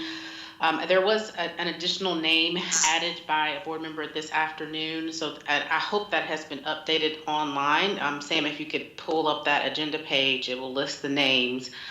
There's 7 names listed. I did not receive nominations from 2 board members, so I have presented there the names of individuals who have responded. So this is board member John. Well, we need to make a motion or whatever before we discuss. Yeah. So is there a motion to approve the appointment of Facilities Advisory Council members? Motion to approve Board Member Kaplan. I'll second it. Crowley. Any question or discussion? Discussion from me, Chair Woodbury. I heard Attorney Jenkins say that 2 board members did not submit names, and I know that I am one. Would it be too late after we vote now to submit 2 names? If I can submit those tomorrow, would it be too late? I would like the same answer. I am the second. This is Andrea Brink. What I would recommend is if if you have someone in mind that you'd like to name now, that you can do that now during the discussion, and perhaps Ms. Kaplan and Ms. Crowley will be fine with that since they made the motion in the second. Another option is if you're not sure of who you'd like to nominate and you're not sure if they'd be available, then perhaps we can come back at the next meeting and add those 2 individuals. Can we add an addendum to the next meeting? Sure, we could do that. So this is board member Jones. I was just without seeing cities, municipalities where these community members live. I know that one of the concerns that I think we all had and we all agreed on is that these would be we would be intentional in making sure we had representation from multiple areas in Forsyth County, since we have such a large county. And Dion, I'm sure you probably know where these folks reside, just to make sure that if that hasn't been done, that we do that before we finalize the committee. So I don't have the addresses mapped just to show where it falls within those lines, but I'm happy to provide an update to the board. Yeah, tonight. Okay, I'm just wondering why to me it just it seems like we're voting on the committee before we have kind of all the things in place, and maybe it's just me that finds, I just want to make sure that we have representation there. I'm not sure why we have to approve the member before we kind of have the structure and all that stuff in line. And then we also have 2 board members that just haven't had a chance to put their name in there. So, it's not really, to me, it's not really complete.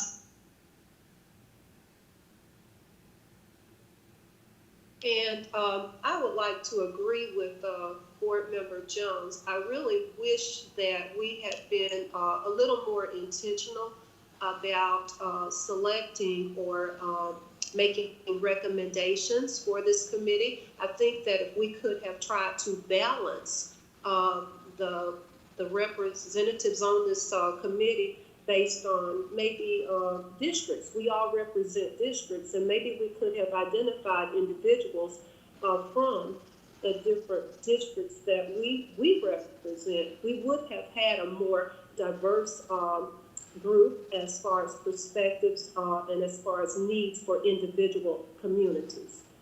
Yeah, I agree with board member Burke on that.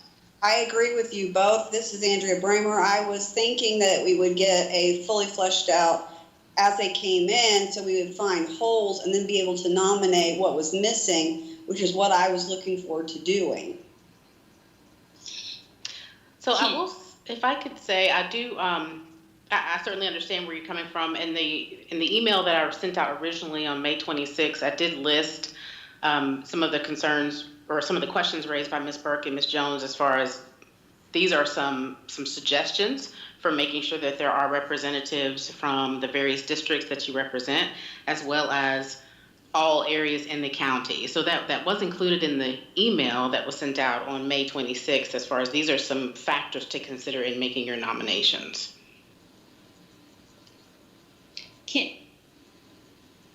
Is it possible for us just to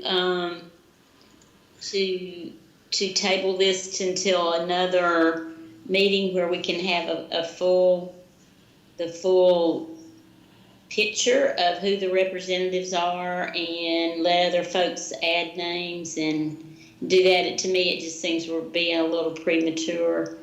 I second that motion to table. Until we have more information. I know there's a motion on the table, but I'm just no, I'll say, Ms. Parker, if you want, we can consider that a substitute motion to table this until you get some additional information. I can get you the information that you're asking. If there's and it sounds like Ms. Crowley has seconded that. So you all as a board just need to vote on the substitute motion first, and then if that fails, then we would revert to the original motion to approve. And can I make that substitute motion now, since I was really kind of asking it as a question the first time? So sure. Okay. Yeah, I would like to make a substitute motion that we table this until we can have a full board and look at this more fully. And I would like to ask, make sure that we know that, Dion, you'll contact me. You posted these names publicly. So I know some of them are expecting a vote, so you would contact them and let them know that it's tabled, so that they understand the reason that they put their names out there, and we want them to be respected and feel respected.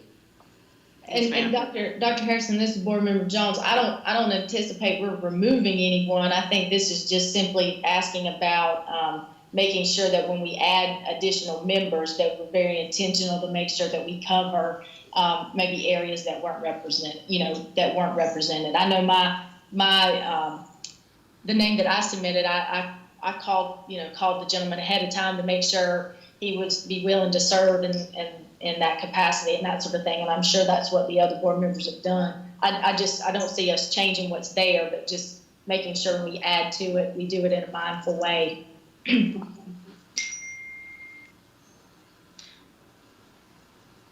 So you do have a motion and a second for the substitute motion to table it, unless there's any additional comments or questions. Yeah, this is Elizabeth, and I do have a comment. And my comment is that this is an advisory board. This is not it's not a board who's going to put together the next bond. They're advising on facilities. And I believe that most people are able to be thoughtful and make decisions on more than where their address is. I think as long as we have some diversity on the board, I think it's interesting that it's almost entirely male. It might be good to get a couple women on there. But I tend to reject the idea that we all represent just a singular set of interests based on, where we live or what age we are, so that would just be my thought, is that it's easy to think that diversity can be defined by addresses. But in my experience, that's not actually where necessarily, as long as no area is left as a glaring example.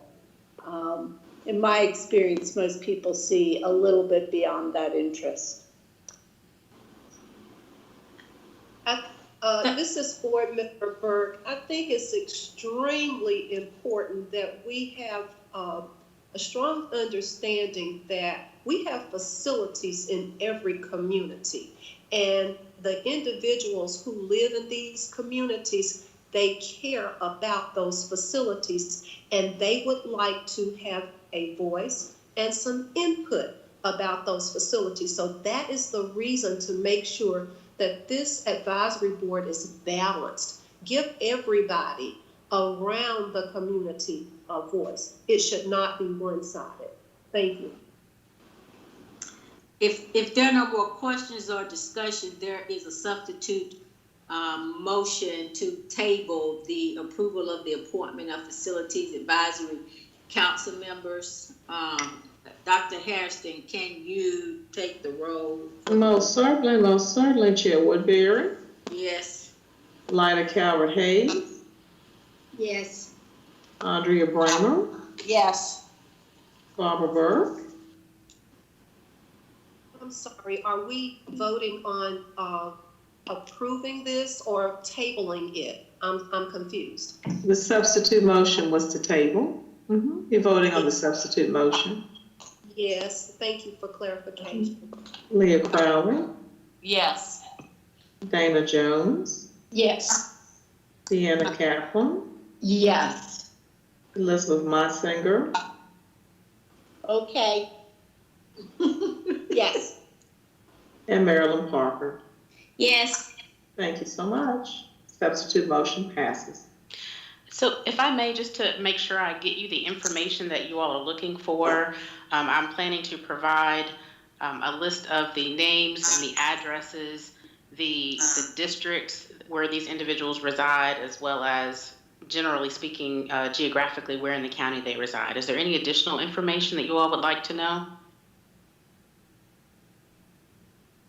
No, for me. I'm good. No, I think that's good. Okay, and then maybe we can also, Ms. Bramer and Ms. Burke, if you have an opportunity to speak with your nominees, if you could, you can give me that name, and when we revisit this, we can vote on the full panel. Thank you. Thank you, Dion. The next action item is to consider approval of the National Amateur Sports Contract. Is there a motion for approval? This is Board Member Jones, move to approve. Second. Any question or discussion? I did, this is Board Member Crowley. I just wanted to look at the fund distribution proposal as it stands based on free and reduced lunch percentages. There's a huge discrepancy in what the payout for the schools will be. The low or the loser in this will be Parkland. They'll get $3.61 per student who gets free or reduced lunch. And the high is Winston-Salem Prep, where they would get $25.71 per pupil who is on free and reduced lunch. So I guess what we talked about a couple weeks ago was we need to really factor in the enrollment numbers, and it's not the enrollment of the total enrollment, but the number of enrolled students who are on free and reduced lunch. So with that example, 100% free and reduced lunch is Winston-Salem Prep, but they only have 175 kids, whereas Parkland is 84% free and reduced lunch, and that comes out to 1,163 students. So I just want to make sure that the distribution is vetted through that equity lens. I'd love to get Effie's eyeballs on this and just come up with a better payout that's going to be more equitable for our free and reduced lunch students, and that might be at larger schools, so the percentage is skewed. Yeah, this is Board Member Jones.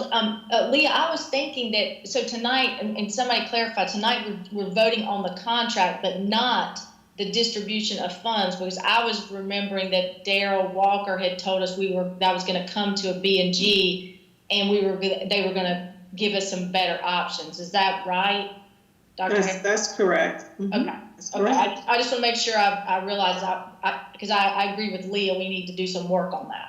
Okay, thank you. I just saw it in the board packet it didn't say like a proposal or a draft, so I was just wanted to make sure that we took another look at it. Thank you. If there are no further questions or discussion, Dr. Harrison, can you take the roll? Certainly. Chair Woodbury. Yes. Lyda Calvert-Hayes. Yes. Andrea Bramer. Yes. Barbara Burke. Yes. Leah Crowley, Yes. Dana Jones, Yes. Deanna Kaplan, Yes. Elizabeth Motzinger, Yes. and Marilyn Parker. Yes. Okay, motion passed. Thank you. The next action item for consideration is the approval of the schematic plans for Philo Hill. Is there a motion to approve? Motion So to moved. approve. Second. Any further question or discussion? Dr. Harrison, could you take the roll, please? Certainly, Chair Woodbury, Yes. Lina Calvert Hayes, Yes. Andrea Bramer, Yes. Barbara Burke, Yes. Leah Crowley, Yes. Dana Jones, Yes. Deanna Kaplan, Yes. Elizabeth Motzinger, Yes. and Marilyn Parker. Yes. Thank you. Thank you. The next action item for approval is the grant of utility easements at North Forsyth High School, Clemens Elementary School, Louisville Middle School, and Parker High School. Is there a motion to approve? Yes, this is Board Member Crowley. I move to approve. Second, Ace. Any question or discussion? Thank you. Dr. Harrison, if you would take the Okay. roll. Chair Woodbury, Yes. Lina Calvert Hayes, Yes. Andrea Bramer, Yes. Barbara Burke, Yes. Leah Crowley, Yes. Dana Jones, Yes. Deanna Kaplan, Yes. Elizabeth Motzinger, Yes. and Marilyn Parker. Yes. Motion passes. Thank you. Thank you. The next action item for approval is the data dashboard contract. Is there a motion to approve? Move approval, Parker. Second, Jones. Any further question or discussion? Dr. Harrison, could you take the, please? Wait. I have some discussion. Oh. This is Member Kaplan. I just want to talk about this a little bit. Don't we have a current dashboard? I'm just not real sure about why we're voting on this. Can we have a little discussion about it? Yes, Andy, Andy Kraft, are you on the call? Yes, I am. I'll be happy to talk about this a little bit. We do have a current data dashboard. We've had that for the last few years. What it provides to users is aggregate level data, and it does not provide student level data. We don't have the security currently in place to allow users such as teachers, school administrators, or central office staff to have secure access to student level data in our current data dashboard. So because this is linked to PowerSchool, this is going to replace and really provide us a superior product in terms of a data dashboard. And we've also had to bring in a specialist to help us with that data. And this year, this data dashboard will be populated by our internal staff and our system that it is connected to. This is Board Member Burke. Oh, I wanted to make sure my mic is on. Thank you. I wanted to ask, what is the name of the data dashboard that we currently have?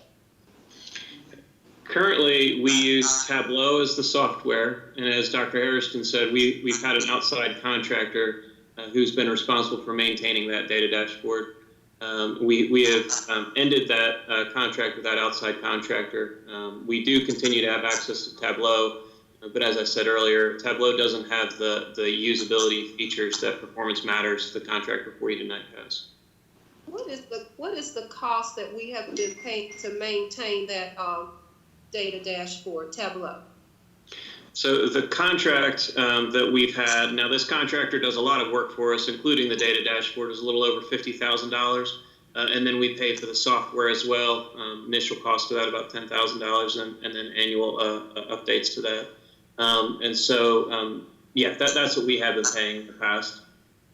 Okay, and what would the cost be to maintain the data dashboard that we're discussing tonight? What is it again? Performance Matters? That's right. It's called Performance Matters, right? There's no extra staff costs. There's no contracting with additional staff So it's just the contract with Performance Matters. That contract is a little under $160,000. And there's no maintenance cost for us, no annual or monthly maintenance cost? No, ma'am. All the requirements for maintenance are included in this annual contract. Performance Matters provides all of that to us. They customize it for us based on our requests. Now, let me ask you about Tableau. Is it, did we purchase or some enhancements for this data dashboard specific to the needs that our district has? So we have the public-facing version of Tableau. It's the least expensive version, and it requires staff members to constantly go in and update as we get new information. So we did not. There is a much more expensive version of Tableau that we could purchase and have decided not to. Again, we would need to set staff members to that work, almost full time if we were to go that route instead. But we have at this point currently purchased the least expensive version of Tableau. Do we have any, is there a presentation that the board could see so that we could see just how Performance Matters would perform for us and how they have performed for other districts and their success rates and many and other success stories? I mean, do we have any data that we can evaluate? And one more question, do we have any other vendors that we're considering? Sure, I'm glad you asked. Yeah, so two folks are on the call with us tonight. That is Alex Andrews and Matt Childers. Those two individuals represent Performance Matters. They can certainly speak to their work with other districts. And to your second question, the reason that we believe that Performance Matters is truly the best product is because it's a PowerSchool product. So what that means is they already have linked to their system all of the student information that's in PowerSchool. As we looked at other vendors, we found that we would have to feed any other vendors all of the data that already lives in PowerSchool. And for that reason, Kevin, Cheryl, and I looked at quite a few of these, but we really decided that Performance Matters was the best because they already have a lot of the data that would be presented in a data dashboard. So I'll let either Alex or Matt, they can decide which one might be best, but can you speak a little bit, Alex or Matt, to your work in other districts across the country? Yeah, absolutely. This is Alex Andrews, and I'll let Matt chime in as needed. But we work with some of the largest districts across the country, largest being Miami-Dade. That's the largest that we work with. But then we also have already a presence in the state of North Carolina. Guilford County is one that uses our application. I think we have a total of 6 across the state at this point that are Performance Matters Analytics users. But certainly experience in districts of your size, having already worked with Guilford County for at least a year or two. And that's where we're spending a lot of our time is districts of your size. Matt, statistics as far as our total number, our total population base, as far as total number of users, if that is the question that's being posed? Sure, I could follow up with something more specific around the exact number of users, but maybe just to take one step back, from a perspective of Performance Matters, as Andy kind of mentioned there, as an extension of PowerSchool, essentially what it allows your users to do is to offer access to student data, really to all the end users, from the leadership on the call tonight all the way down to individual teachers, essentially from the same place where they're able to manage attendance, grades, discipline, things of that nature, and really aggregate all the different measures that you're using there in Winston-Salem, Forsyth County, just to gauge student achievement and inform instruction in organizational decisions. I'm sorry. So I did want to ask again, do you have is there a presentation that the board could see so that we can look at actual data? You said that you're in Guilford County. Can we look at how Performance Matters has performed for other counties? How effective and successful other counties have been as a result of using your product. Can we see some kind of presentation before we make this decision? There is a presentation that's been provided to you tonight that's attached. I'm happy to pull it up. It does a comparison between our current data dashboard and the proposed data dashboard. It's brief per request. But Alex and Matt, can you address kind of the successes you've had in, say, Guilford or Charlotte or even Miami-Dade?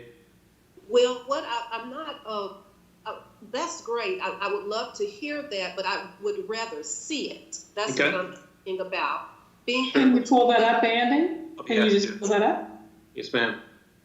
Andy, while you're pulling that up, what I will say is that as someone that was working in Guilford County before we went to a seamless platform, that was the #1 problem that teachers talked about as it relates to having to take attendance on one platform and then try to find student data on another platform. So Guilford County Schools was sort of forced into this alignment with student data and connecting to performance matters out of where the road meets the rubber. And that's with teachers trying to work in a very intentional and convenient way without trying to make platforms that were not in sync work together. So that's what I'll tell you with the experience that I had in Guilford County working there before we actually went to Performance Matters.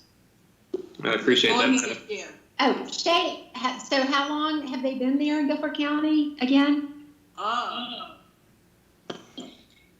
At least 5 years, I would say, and they could correct me if I'm wrong, but that's the number that comes to my mind. Okay, so they should have some good data for us then, I guess. Probably. Anyway. So I would ask, what do you mean by data on what? Well, I'm taking over board member Kaplan. I would say that I would love to hear from teachers who actually use this data dashboard. I would like to find out from them if it's user-friendly, if they have found it to be helpful. That is the kind of information. I said success stories, how effective. That's what I was referring to. And since you mentioned Guilford County, it would be good to hear from them, but other counties in North Carolina, if there are others, or in other states, I would like to hear about and hear from teachers, because they are the individuals who will actually use the performance matters the most. So how does that work for them? And then I also want to say, I understand what you're saying, Chair Woodbury, as a former teacher and administrator. I used Power School. I know all about Power School and what it produces as far as student information. And I understand performance matters and the connection it is said to provide as far as data. But right now, we don't have any data. We don't have any end of grade or end of course tests or data, that we have to get in right now and analyze and disaggregate. So I just would like for us to, get some more information and some testimonials from individuals who actually use this and this performance matters.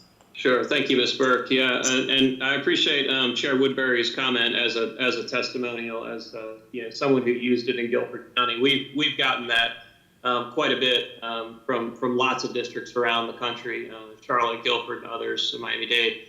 Can you see my screen right now, the presentation? No, we cannot. If you can share it. Mm-hmm. All right. I'll go. While you're pulling that up, this is Board Member Jones. When you guys were coming to make the decision to make the recommendation for this particular platform, did you put a committee together? Did teachers look at the products? Can you kind of tell us who kind of made this selection? Sure. Yeah. So Kevin and I worked initially to contact Performance Matters, and then the entire really technology team, those folks that go out and work with teachers on a daily basis, as well as the folks on the back end who create our current data dashboard to see, what would make a superior product to what we have right now. So that was really kind of the main folks that were involved in the decision making. Okay, So thank you. I'm hoping at this point, can you see the presentation? Yes. Andy, if I could add, we also had all of executive cabinet involved in the decision making, and we spent several hours with demos with the product with all of executive cabinet. Thank you, Kevin. Thanks, Kevin. That's right. My last point is that it wasn't per se just my teacher experience, but it was working with on a team to train over 7,000 middle school teachers because we were moving towards the one-to-one. So this was one of the key elements for us to transition effectively. So when I'm giving you the testimony, I'm talking about a good representation of teachers in Guilford County, which is a comparable district. So I'll leave it right there. Go ahead, Andy. Yeah, thank you. No, that's helpful. So let me just talk to you briefly. Here are some kind of screenshots from our current data dashboard. These live in Tableau, allow the user to say sort and filter to answer questions like how is a certain school doing at a certain grade level. You see we provide some historic data here. While this is good, this is valuable, you don't see any student level data on here. And so if you're a teacher and you want to know how did my students that I teach over the last year perform, you don't have the answer to that question. And the reason is it's simply not secure. We have we have an inexpensive version of Tableau, and we don't have, the amount of manpower that's committed to doing the work that Performance Matters will allow. Also, minimize the little Teams window there so we can see the graph. Yeah, thanks, Kevin. Yep. Thank you. Yep. Yeah, appreciate that. Also, when you think of the maintenance that has to be done with our current data dashboard, it lives in Power School Learning, and you all know we're going to Canvas anyway, so it's not going to be there anymore. But we will have to manually grant users access. So when we say, well, we'd like to add all instructional facilitators to the data dashboard, we'd like to add all principals. That's something that I do. I go in and I add those kind of individual users one by one. So, and as I say, we've got an individual on our team who is committed to this work, and when we are given a request for a new dashboard to be included, that person has to go and spend a great deal of time. It also has to be updated every time that we get new data. That has to be manually updated in our current data dashboard. So lots of limitations, and so it was good that we got this old data dashboard off the ground, but certainly an inferior product to what we're proposing. And so we know that our users need easy access to student level data. That would be attendance, discipline, EOG scores, EOC scores, quarterly benchmark data. As of right now, we share that securely through SharePoint. We're happy to have that secure portal to do that, but it's really only the IFs and the principals who then pull that information down and then share it with teachers. It's frankly an inefficient system, needs to be replaced, and there's no question Performance Matters is really the best way to replace that. Performance Matters gives real-time updates too, so if a student, and our students are transient, they transfer from one school to another frankly on a daily basis. And so Performance Matters is able to track all of that transfer of data. And so if I have a student in my classroom, I'm a teacher with a student in my classroom one day, they're out of my classroom the next day, I no longer see their data because they're no longer my student. And that teacher that just acquired that student will begin to see that student's data. We can't do that in our current data dashboard. We don't even have student level data in our current data dashboard. And so all of our schools, we are expecting them to change things like their school improvement plan and their strategies that are designed to improve their student outcomes. We expect them to do that on a real-time basis. So when they get that quarterly benchmark data back, we expect them to go and make immediate changes. So they can do that with Performance Matters. They certainly can't do that with our current data dashboard. This is a quick screenshot that you see here of Performance Matters. It's what they call the baseball card. You see a list of items on the left-hand side that can be included. Some of these you're familiar with, the ACT, the EOGs, EOCs. You can sort and filter by grade level, achievement level, scale score. And so, Ms. Burke, I appreciate your comment there. You say, you know, we don't really have data from last year. Well, we don't have end of year EOG and EOC achievement data, but frankly, we have a lot of data from the 18-19 and the 19-20 school year. We have attendance data, discipline data. We have MOY data from the check-ins and other benchmarks that were administered. You know, and so we're going to expect schools to be making kind of real-time decisions based on that data without performance matters. Frankly, you know, the transition to Canvas will mean that our data dashboard will really no longer be available to users beginning in July. So we would really be at a disadvantage without being able to get up and going here with performance matters. So again, this is what they call the baseball card in performance matters. Helpful tool here that allows users to go and sort and filter, decide how they want to group their kids in their classrooms when they're differentiating their instruction. So I hope that's a good overview. Dr. Hairston recommends this. Everyone on Executive Cabinet recommends it. All our folks in technology that interact with our teachers on a regular basis recommend that we go with Performance Matters.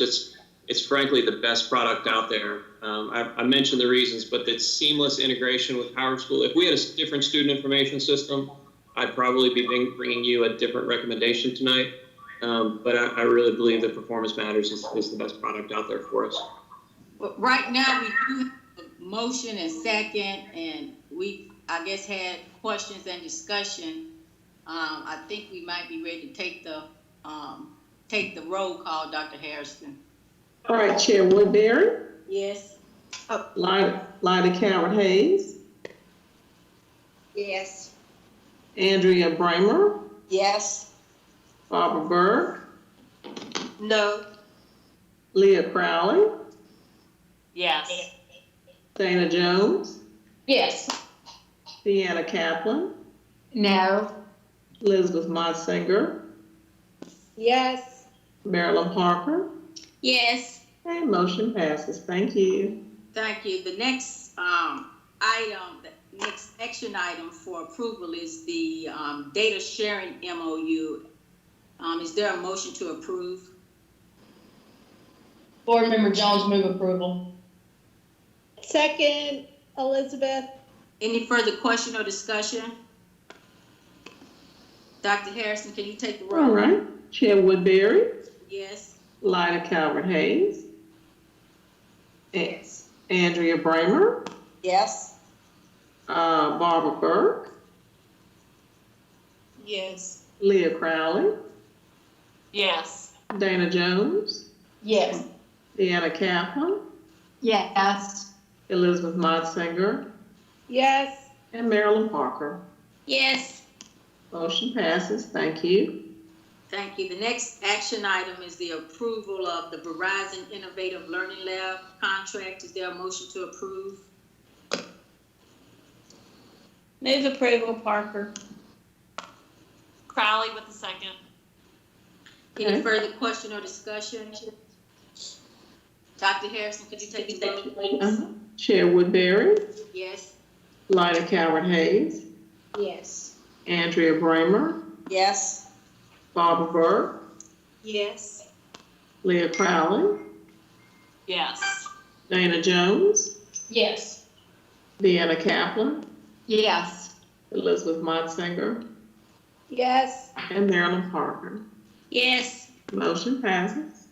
Thank you. The next action item is approval of the managed print services contract. Is there a motion to approve? Move approval, Board Member Jones. Second, Bramer. Any question or discussion? Dr. Harrison, could you take? Okay. Roll? Chair Woodbury. Yes. Lyda Calvert-Hayes. Yes. Andrea Bramer. Yes. Barbara Burke. Yes. Leah Crowley. Yes. Dana Jones. Yes. Deanna Kaplan. Yes. Elizabeth Motsinger. Yes. And Marilyn Parker. Yes. Motion passes. Thank you. The next action item is to consider approval of the Canvas Learning Management System contract. Is there a motion to approve? Motion to approve, Bramer. Second, Hayes. Any further question or discussion?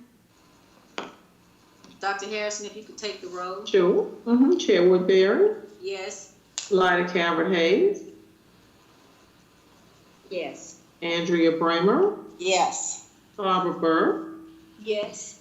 Leah Crowley, Yes. Dana Jones, Yes. Deanna Kaplan, Yes. Elizabeth Motsinger, Yes. and Marilyn Park. Yes. Motion passes. Thank you. Thank you. The next item is to consider approval of the instructional contracts. Is there a motion to approve? Board Member Jones, move approval. Second, Second. Board Member Coughlin. Is Go ahead. there further questions or discussion? Dr. Harrison? Sure. Chair Woodbury, Yes. Lyda Calvert Hayes, Andrea Bramer, Yes. Barbara Burr, Yes. Leah Crowley, Yes. Dana Jones, Yes. Deanna Kaplan, Yes. What did you say? Elizabeth I think you skipped Motsinger, Yes. Marilyn Parker, Yes. and Lyda Calvert Hayes. Lyda Calvert Hayes. Yes. Okay, motion passes. Thank you. The next item is to consider approval of the AIG plan. Is there a motion to approve? So moved, Hay. Second. Any further question or discussion? Okay. Thank you, Dr. Harrison. If you take the roll. Okay. Chair Woodbury, Yes. Lyda Calvert Hayes, Yes. Andrea Bramer, Yes. Barbara Burr, Yes. Leah Crowley, Yes. Dana Jones, Yes. Deanna Kaplan, Yes. Elizabeth Motsinger, Yes. and Marilyn Parker. Yes. Thank you. Motion passes. The next item is to consider approval of the CTE location application. Is there a motion to approve? Crowley, move to approve. Parker, second. Any further question or discussion? Dr. Harrison, if you could take the roll, please. Most certainly. Chair Woodbury, Yes. Lyda Calvert Hayes, Yes. Andrea Bramer, Yes. Barbara Burr, Yes. Leah Crowley, Yes. Dana Jones, Yes. Deanna Kaplan, Yes. Elizabeth Motsinger, Yes. and Marilyn Parker. Yes. Motion passes. The next item is to consider approval of the CTE Kennedy middle school course change. Is there a motion to approve? Move approval, Parker. Second. Second, Crowley. Any further questions or discussion? Thank you, Dr. Harrison. Okay, Chair Woodbury, Yes. Lyda Calvert Hayes, Yes. Andrea Bramer, Yes. Barbara Burr, Yes. Leah Crowley, Yes. Dana Jones, Yes. Deanna Kaplan, Yes. Elizabeth Motsinger, Yes. Marilyn Parker. Yes. Motion passes. The next item is to consider approval of Envision Services, Inc. contract. Is there a motion to approve? Move to approve. It's Elizabeth. Second, Parker. Any further question or discussion? Dr. Harrison, if you could take roll, please. Chair Woodbury, Yes. Lyda Calvert Hayes, Yes. Andrea Bramer, Yes. Leah Crowley, Yes. Barbara Burke, Yes. Dana Jones, Yes. Deanna Kaplan, Yes. Elizabeth Motzinger, Yes. and Marilyn Parker. Yes. Motion passes. The next item is to consider approval of the resolution to approve the 2020-2021 purchase orders and appropriations. Is there a motion to approve? Move approval, Board Member Jones. Crowley, second. Any question or discussion? I will say, Dr. Harrison, before you take the roll, that earlier today, I could not get one of the attachments to that file, and I just called the Chief Finance Officer, Ms. Gillis, to kind of remind me of the conversation she had with us at the last work session as relates to the purchase orders and appropriations. So I don't know if anyone else could not open up that attachment and would like Ms. Gillis to offer a synopsis of what she went over with us on the last work session. This is Board Member Kaplan. I could not open it either and would like a little bit more detail about it. Okay, Andrea Gillis, are you on the call? Yes, I am. If you could share, thank you. So basically, it's two different resolutions. One is the authorization to approve purchase orders for the fiscal 2021 year. And that's related to the initial one. So I'll talk about that one first, the interim appropriations. And in lieu of doing an interim budget, I would like for us to do an interim appropriation, which is a continuation budget from last year. So we would just continue to spend at our same spending levels that we got in the prior year. But just to play it safe, we would just load 75% of our prior year appropriation until our budget's adopted. Because we have so much uncertainty about our budget for next year from the state, I figured this would be a better way for us to get a budget passed so we can start operating on July 1. The purchase orders is just related to that same resolution, second resolution. Thank you, Ms. Gillis. If there are no further questions or discussion, Dr. Harrison, you could take the roll. Certainly. Chair Woodbury, Yes. Lyda Calvert-Hayes, Yes. Andrea Bramer, Yes. Barbara Burke, Yes. Leah Crowley, Yes. Dana Jones, Yes. Deanna Kaplan, Yes. Elizabeth Motzinger, Yes. and Marilyn Parker. Yes. Motion passes. Thank you. Thank you. The next item is to consider approval of budget transfer number 4 and amendment number 4. Is there a motion to approve? Motion to approve, Crowley. Second, Jones. Any question or discussion? Dr. Harrison? Yes. Chair Woodbury, Yes. Lyda Calvert-Hayes, Yes. Andrea Bramer, Yes. Barbara Burke, Yes. Leah Crowley, Yes. Dana Jones, Yes. Deanna Kaplan, Yes. Elizabeth Motzinger, Yes. and Marilyn Parker. Yes. Motion passes. Thank you. The next item is to consider approval of the Serenic contract. Is there a motion to approve? Move approval, Board Member Jones. Second, Crowley. Any question or discussion? Dr. Harrison, could you please take the roll? Certainly. Chair Woodbury, Yes. Lyda Calvert-Hayes, Yes. Andrea Bramer, Yes. Barbara Burke, Ms. Yes. Burke, Leah Crowley, Yes. Dana Jones, Yes. Deanna Kaplan, Yes. Elizabeth Motzinger, Yes. Marilyn Parker. Yes. Motion passes. Thank you. The next item is to consider approval of the educational testing service contract for Winston-Salem Preparatory Academy. Is there a motion to approve? So moved, Hayes. Crowley. Second.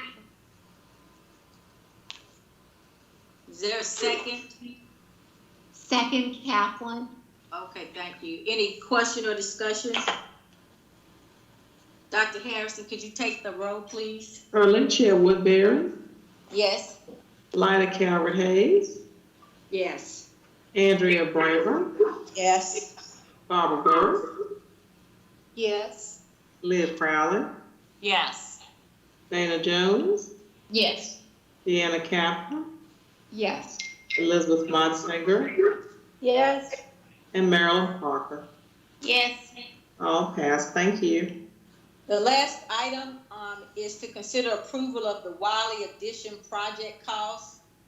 Is there a motion Motion to approve. Motion to approve, Kaplan. Okay.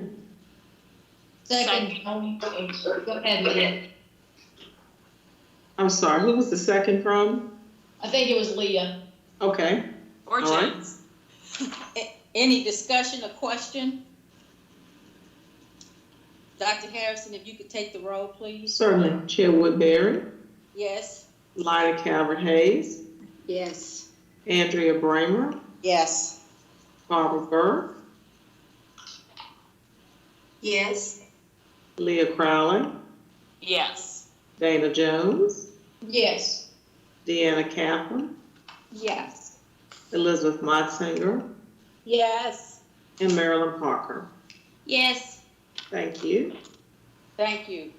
The next item on our agenda is the consent agenda items. Is there a motion to approve items A through C, which are consider approval of meeting minutes from June 9th, 2020 work session, consider approval of meeting minutes from May 26, 2020 board meeting, and the general personnel report? So moved. Board Member Crowley. Second. Hayes. Any question, discussion? Dr. Harrison, could you take the roll? Okay. Certainly. Chair Woodbury, Yes. Lyda Calvert-Hayes, Yes. Andrea Bramer, Yes. Barbara Burke, Yes. Leah Crowley, Yes. Dana Jones, Yes. Deanna Kaplan, Yes. Elizabeth Monsinger, Yes. and Marilyn Parker. Yes. Thank you. Thank you. Our next item is the open comments part of our board meeting. But before we begin this section, I would just like to say This Woodbury, Yes. Woodbury. Can I am so sorry I didn't catch you before. Yeah. Because we must televise the adjournment. Mm-hmm. And we can't flip back and forth. We will need to televise the 3 comments. Oh, and then have you close out. Okay. Thank you. I'm so sorry. Thank you. Oh, no problems. Thank you for that update. I guess we're making adjustments with these virtual meetings. So what I will say is welcome to those who are waiting to make public open comments. I will say that each person will have up to 3 minutes. I will say that your comments need to be directed only to me as the chair, and although we do not respond back to comments, we will, if necessary, make sure that a staff person respond if it is necessary. We will just ask that you be mindful of any personal information being shared with any personnel of Winston-Salem Forsyth County Schools or our students, and just in general, make sure that, consider making sure your comments are considerate and, as we like to say, kind.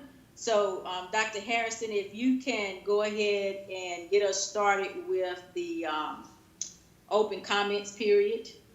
Certainly. And to the speakers, I will call time when your 3 minutes is up. So we'll start with Dr. Megan Gregory. Good evening, and thank you for this opportunity to speak. I'm here today to talk about the need for more interpreter and bilingual staff positions within the district.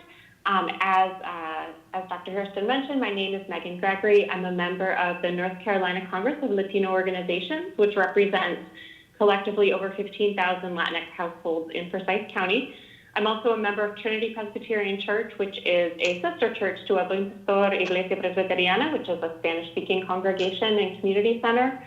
And so I work with Latinx families in many contexts through Latino Congress, my faith community, as a youth program volunteer, as well as a bilingual employee of a local nonprofit.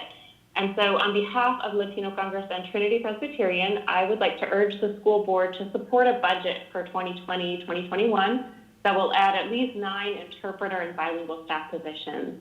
We understand that these positions have been proposed by administrative staff, and we're very grateful for that, and would urge the board to fully fund those positions. They're very much needed to address the needs of Hispanic students, as well as to fulfill the district's obligations under Title VI of the Civil Rights Act, which, as you know, requires that public schools provide effective language assistance to all families. So over the past year, Latino Congress has held many listening sessions with over 500 Hispanic parents, students, and teachers focused on their needs and hopes around education. And in helping out with these sessions, I heard many stories from Spanish-speaking parents who care deeply about their children's education. They want to be more involved in their children's academic progress, their extracurricular activities, their mental health, but the parents face many language barriers. So just as a few examples, we heard from parents who were struggling to assist their children in e-learning during the pandemic due to lack of guidance about use of the technology platforms. We heard from a mother of a child who has a learning disability who was not able to be understood when she tried to request some very simple changes in the classroom environment that would have helped her student to focus better. We also heard from the older sister of a student who actually had to interpret what a mental health counselor wanted to communicate to her mother, which is actually illegal. It's a tremendous amount of pressure for an elementary school child to be put in that interpreter role. I also shared an experience in which I attended a public meeting as a concerned citizen, but I actually ended up interpreting for Spanish-speaking parents because the school system was not yet prepared to do so. And I'm not a professional interpreter. I'm bilingual, but not a professional interpreter. So I think these stories just show that bilingual staff are urgently needed. They should really be a top priority for all of us who are concerned about equity in education, as I know that you all are as board members. So we in Latino Congress are grateful that district staff and the school board chair has taken time. They have listened to our concerns and prioritized the hiring of bilingual personnel in the proposed 2020-2021 budget. Thank you, Dr. Gregory. Okay, thank you. Our next speaker, Chair with Bearing Board members, is Reverend Angelica Regalado Cieza. Dr. Harrison, can you confirm that the callers have heard my intro, or do I need to repeat it as relates to the stipulations during open comments? Reverend Angelica Regalado Cieza may not be on the call. Mrs. Rocio Salas. Yes, good evening, everyone. I want to thank you for this time. Yes? I want to thank you for this time you are taking in listening and considering our voices. My name is Rocio Celis. I am a member of Sin Fronteras Church, a Hispanic church located here in Winston-Salem, and an active community member of Old Town neighborhood. I also volunteer as an interpreter and translator at more than 5 different schools here in Forsyth County, especially at zones 4 and 5. I have a son who graduated last year from Mount Tabor High School and a young daughter that is an 8th grader currently attending at Thomas Jefferson Middle, a school where the lack of communication between the Hispanic families and its staff members, I'm sorry, my dog is there, has been prominent for quite a few years now.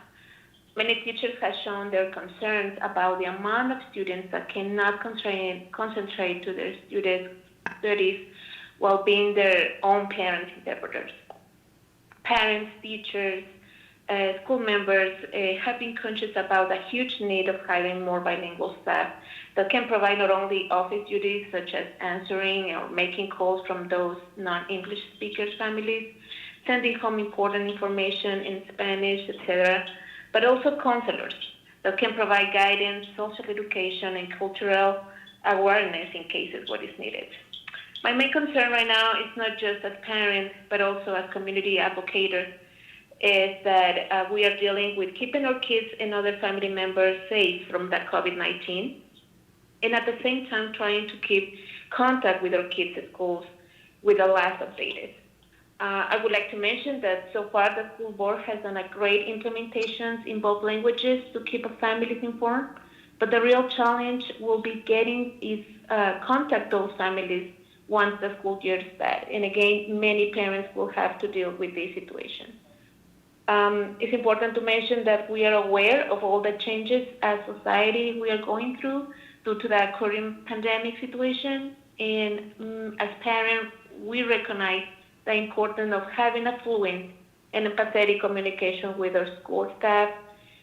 That way, giving us all the Hispanic community a better way to participate in those school activities. So thank you for your time, and I look forward to hear from you. And thank you. I do think we have our next speaker on, so we'll try one more time. Reverend Angelica Recolado Cieza, are you on the line? Yes. Great. Yes. I apologize for before. Good evening, and thank you for the opportunity to speak in support of adding 9 bilingual interpreters and staff positions in the district budget for the next academic year. As you mentioned, my name is Angelica Regalado Cieza, and I'm the pastor of the Estamos Unidos Moravian Ministry located in the south side of Winston-Salem.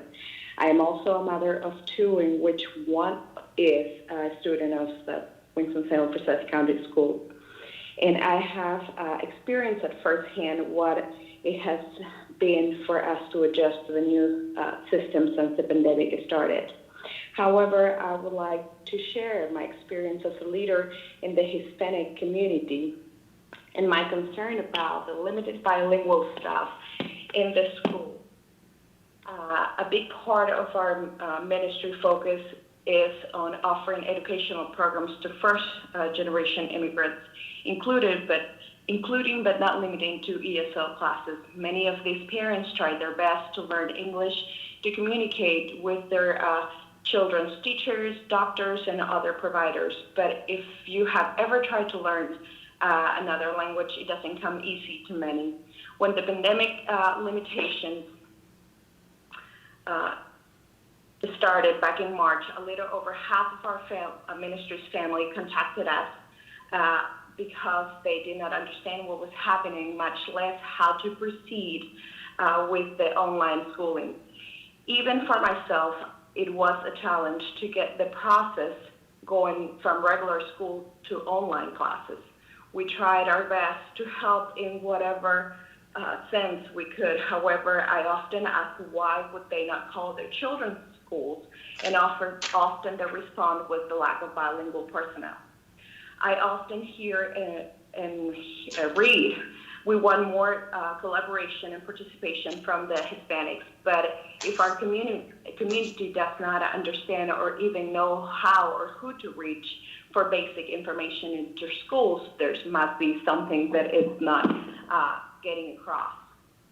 How would you think they will get more involved? I recently read the article on news titled Winston-Salem Forsyth County Schools Review Concern from Parents, Push for More Input for Hispanic community from the Hispanic community, written by Daniel Pierce on June 18th this year, where he says that while 13,000 surveys were responded by English speakers, only around 371 surveys have been responded by Spanish-speaking families. Only about 371 out of the 15,000 Hispanic students that we have in Forsyth County. Counting me, who did respond to the survey in Spanish, makes it 370. Our community is hard to reach, but let me tell you that it's all about relationships. having someone who can understand you and vice versa makes a big difference in making the message across. Bilingual people can serve English and Spanish speakers to navigate the new ways of doing school. As a community leader that works with our Hispanic community every day, I know that there are many families that do not know how to read and write, and that have very basic reading, and others have very basic reading skills.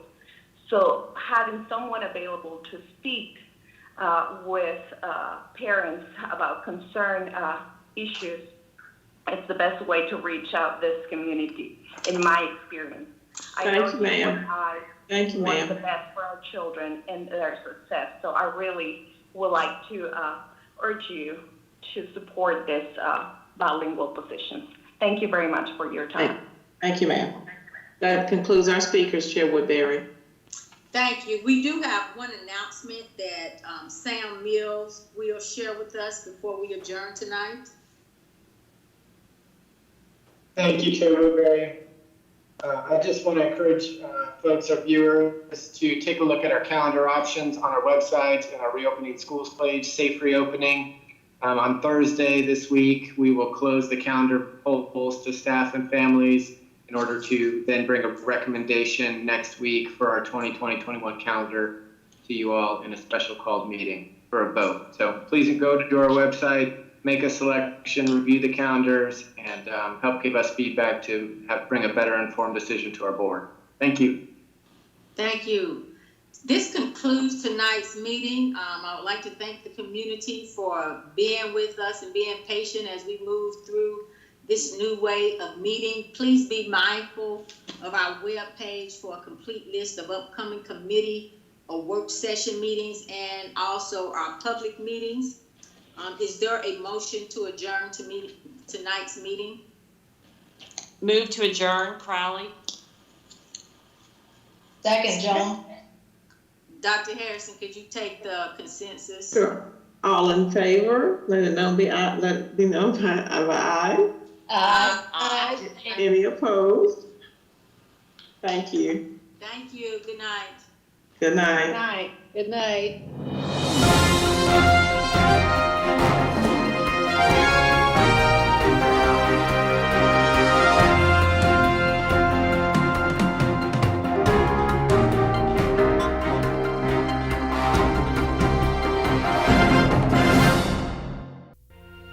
Thank you for joining us on Your School Channel, Cable 2.